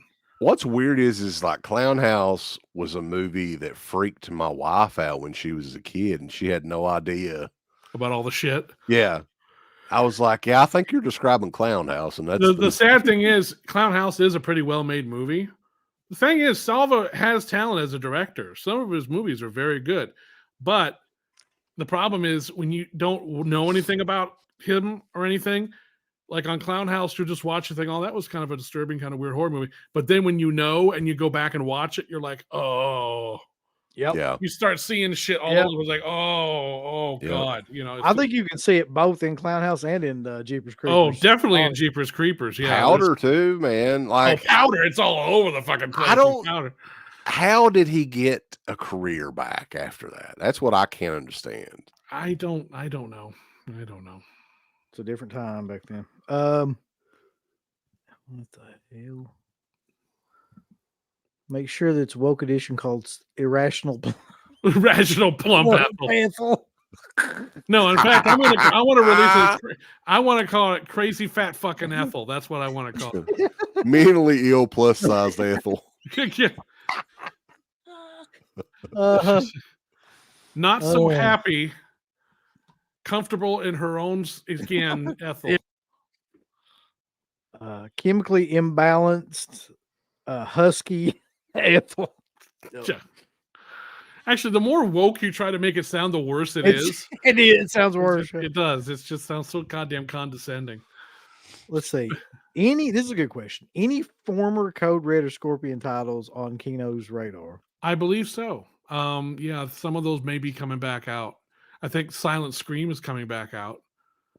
So how did that work when the Olsen brothers passed away? Did Kino just take the rights to those, or how did... No, I don't know the particulars of how that worked. I think there were just some titles that they had set up distribution with through Kino, and some of those will be sticking around and coming back out again. I don't want to say something I'm not privy to the information on how that worked. So I don't know. I think it's important. I mean, Bill Olsen was a different sort of individual, but boy, is that a nice way to put it. But yeah, that's if you look back though, Bill did a lot of really interesting work over the years, and he brought out a lot of films that would not have seen the light of day. And he loved movies. And he loved movies. He really did. He really truly loved movies. And he loved movies that, quite frankly, no one else was willing to celebrate or give attention to. Right. And I think it was terribly sad the way that he went out, and the fact that he was sick for so long, and his brother too. I wish they were still around. I didn't have a relationship. I had a little bit of a relationship with Walter. I got along fine with him, and I helped him out on a couple things. He was always really pleasant with me. But Bill. And I never had I never had one communication or direct communication or conversation with Bill Olsen ever. He and I never directly spoke that I can recall. But he hated me, but then he hated everybody. He hated, everybody was out to get him. Everybody was conspiring against him and trying to screw him over. And it's like, that's true. Bill, I'm just trying to get the lights on in my house. I don't have time to worry about screwing you over. And I wouldn't do that anyway. That's just not, So I think he had issues, but if you look at, I think he was kind of an innovator of, that era.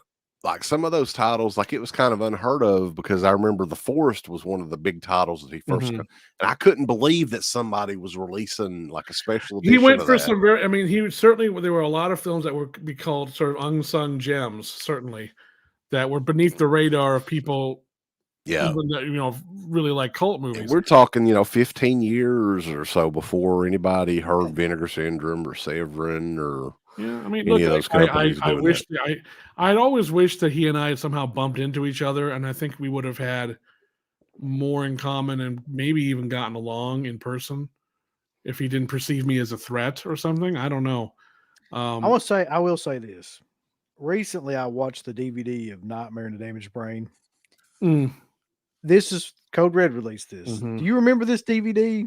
I never got it. Okay. When you open it up, I did not remember this, but when you open it up, it has the first disc, which is the movie. It has a second disc, which is a DVD-R that someone wrote on with like a marker that says second disc, something else. Like it's like an extended version. It's the one that has an interview with an Italian actor with no subtitles. Oh, that's old. It's just a fucking like. I remember hearing about that. Yeah. And it goes on for like 50 minutes or something like that. Yeah. You have no unless you speak Italian, you're not going to get any enjoyment of it. It's a DVD-R. The second disc was an actual fucking DVD-R. So I don't know what was going on in that. You know, you could actually upload that now, and YouTube would translate it for you, I think. Oh, really? Somebody should do that. You finally can get to enjoy that interview from 10 years ago or whatever. Jeez. Yeah. Oh, yeah, I don't know. So, yeah, winding things down, though, we appreciate you taking the time out and everything. Yeah, this was fun. It's always fun. Here, we got some scoops this go around. Kickboxers coming out 4K, possibly. Possibly. There you go. Like that. But it is going to come back out again. It definitely will be coming back out again. Trick or Treats, you're hoping that'll be out by the spring, possibly. Yeah, because again, I'm done. We're finishing that up. And the big news on the Nightmare on Elm Street 4K box set is possibly 2024. Right, we're working on it right now, and definitely 2024. Yeah. I don't know. I have no fucking clue what's going on. It's the 40th anniversary next year. It would seem to make sense, wouldn't it? But I don't know if anyone's paying attention to that or not. I don't know. Somebody's always paying attention. Also, congratulations on getting Gene Simmons for the Trick or Treat commentary. That was I did. Yep. I did. I didn't know that. I want to congratulate you on that. Any other fictional shit you want to congratulate me on? No, that was it. No, but yeah, I mean, always, you're a very busy man. We appreciate you taking the time out and anything. But what's the first big release? What do you got coming up that you're working on? It's gonna have shit like that. It's good. What the hell kind of a way to ask that? I mean, that's just yeah. Well, Thinner and Funeral Home are coming up in the beginning of the year, so those will be the two that are probably the first things I'd. The hell was that? What did you just do? Who? What? Wait, for some reason he just went down. His mic was like right here, and he just went. And then came back. Yeah, well, I'm yakking. That's where he keeps his desk Peter at. Oh my god. Fuck you, pal. Hold on, I gotta go down on my desk cock. Come on, man. What's going on that desk over there? Something's up. Well, it's time to go, Slippy. I gotta suck my desk off. What the hell are you doing over there? All right. That's not funny, boss. That's not professional. I'm sorry. Oh, excuse me. I'm so sorry. We have the highest ethics in that pit. We're sorry. But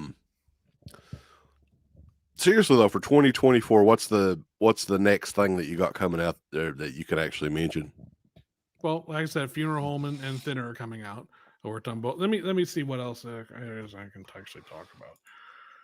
Because sometimes Funeral Home is sort of a big deal, though. We need to mention, like, I don't really like giving Scream Factory much credit, but that's one that's never come out on DVD or anything even before. Not officially, not. I mean, there were a lot of bootlegs of it over the years, but there's never been an actually official release of it. I'm going to be doing some work on a keynote title called Big Man on Campus, which is a comedy with like a caveman dude goes to college, and I'm going to be doing that. I remember that movie, yeah. Death Machine, I mentioned that before.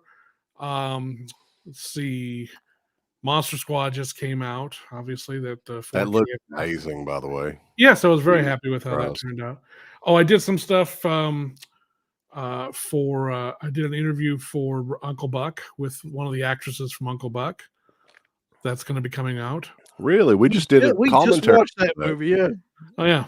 It's with the lead actress that played her, the teenager, or Jean Louise Kelly. Jean Louise Kelly. She's great in that movie. So she gave us a wonderful interview for that. Also, Turbulence is coming back out. Remember the movie, the Ray Liotta on a plane movie? Yep. I got an interview or a commentary track with the director, and sadly, he just passed away about a month ago. I found out. Oh wow. He was like 92, 93, something like that. His son, and God bless him, his son arranged for us to do a commentary track with him about back in the summer, and so we got it in kind of under the wire, sadly. So. Yeah. Revenge of the Ninja is coming, though. Sean's asking about that possibly. It is. I don't know if it's 4K or not. I don't think so, but I'm not 100%. But yeah, it's coming back. Kino's re-releasing a lot of stuff with the slip covers, and like they're adding a couple of special features in there usually on some of these. So. On some of them, yeah. Slippy, Uncle Buck is 4K, correct? I believe so, yeah. Okay. Ooh. So all those titles I'd be interested in, like, because all those titles came out. I mean, I want the 90s, like. That was 89. Uncle Buck is one of the 10 movies that I know the last 10 minutes to, because it was at the theater when I was working. So I know. We need the Uncle Buck TV show too from 1990. We need the complete series of that. We don't. It wasn't bad, but I don't know. I don't think we're gonna be doing that. No. You know what though? Funeral Home is in 185 or 178. It's in widescreen. Yeah, it's not full frame. I was a huge fan of that. I keep that song on my daily rotation here. See what I've got.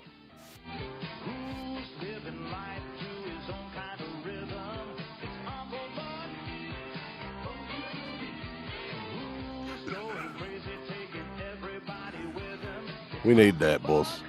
Get Kevin Maney to do a commentary over it. Isn't he? I thought he died. Did he die? Oh, did he? Well, shit. I can't remember. Historians here. But yeah, I mean, it's always good getting you on here. Hopefully, by the next time we have you on here, Trick or Treat will be out. We can, or at least on its way. So, and but yeah, I mean, we appreciate everybody tuning in and everything. We still got 210 people in here. Well, I appreciate you all coming in, including the ones that wanted to take me to task for my wokeness. That's all of them. What can I say? But you got your own podcast too. We'll let you. What do you? I know you've got one that just came out, right? Yes, Spooky Picture Show.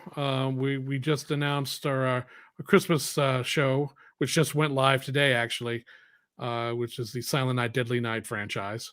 You take a look at that, and then we'll be pumping them out every month for the next year. So we'll see what we got coming up. But we did Texas Chainsaw Massacre recently, and the unmade Halloween sequels. We've done some fun ones lately. So yes, there's a ton of unmade Halloween sequels. There were a lot more than I thought there were. When Chris Gibbon, my co-host, starting to put all those together, it's just like, damn, there's I didn't realize books about them. I think there's a couple of different books. Well, yeah, because Dustin McNeil did one that was all about the ones that never got made, and some of them are fascinating. Some of them I'm really glad never happened. But then there's ones where it's like, damn, that would have been much better than what we ended up with. But, what are you going to do? And as far as we go, we got a lot of shit planned over the weekend. I think Uncle Bill, are you guys doing a show tomorrow night talking about the new X-Files, diverse X-Files show that's coming out? Yeah, it's going to be a lot of fun to talk about that. Yep. And Steve's got a Christmas show coming up on Saturday. Jay Real is doing a Christmas Day show on Dead Pit where he is unboxing gifts from the Dead Pit universe that people sent Jay for Christmas. So that'll be fun too. And we got a bunch of other shit coming up. So, but yeah, I mean, once again, we appreciate you, Slippy. It's all in good fun. You know, we love you. Have a Merry Christmas, and don't work too hard on the Elm Street set or, Tales from the Dark Side or whatever you're working on. Okay.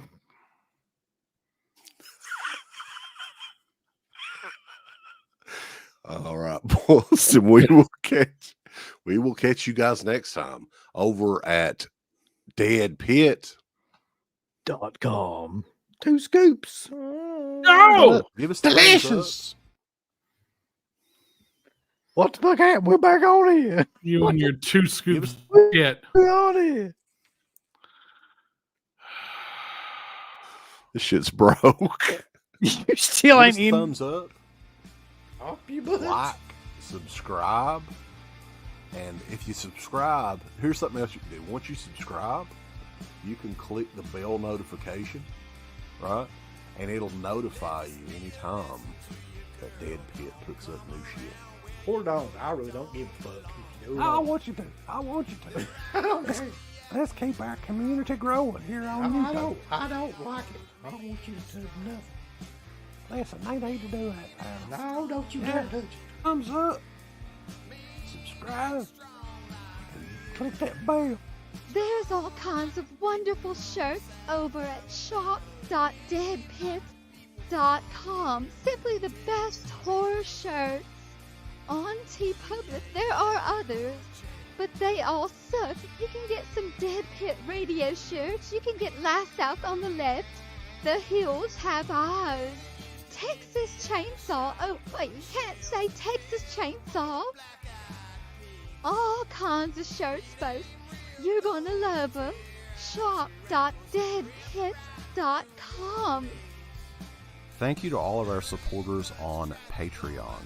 Dead Pit on Patreon.com is the only place to check out a complete archive of the old Dead Pit radio shows all the way back from 2005 on, in addition to the midweek shows, fan commentaries, exclusive podcasts, and much more. Dead Pit on Patreon.com if you're interested. Tiers start at only $1.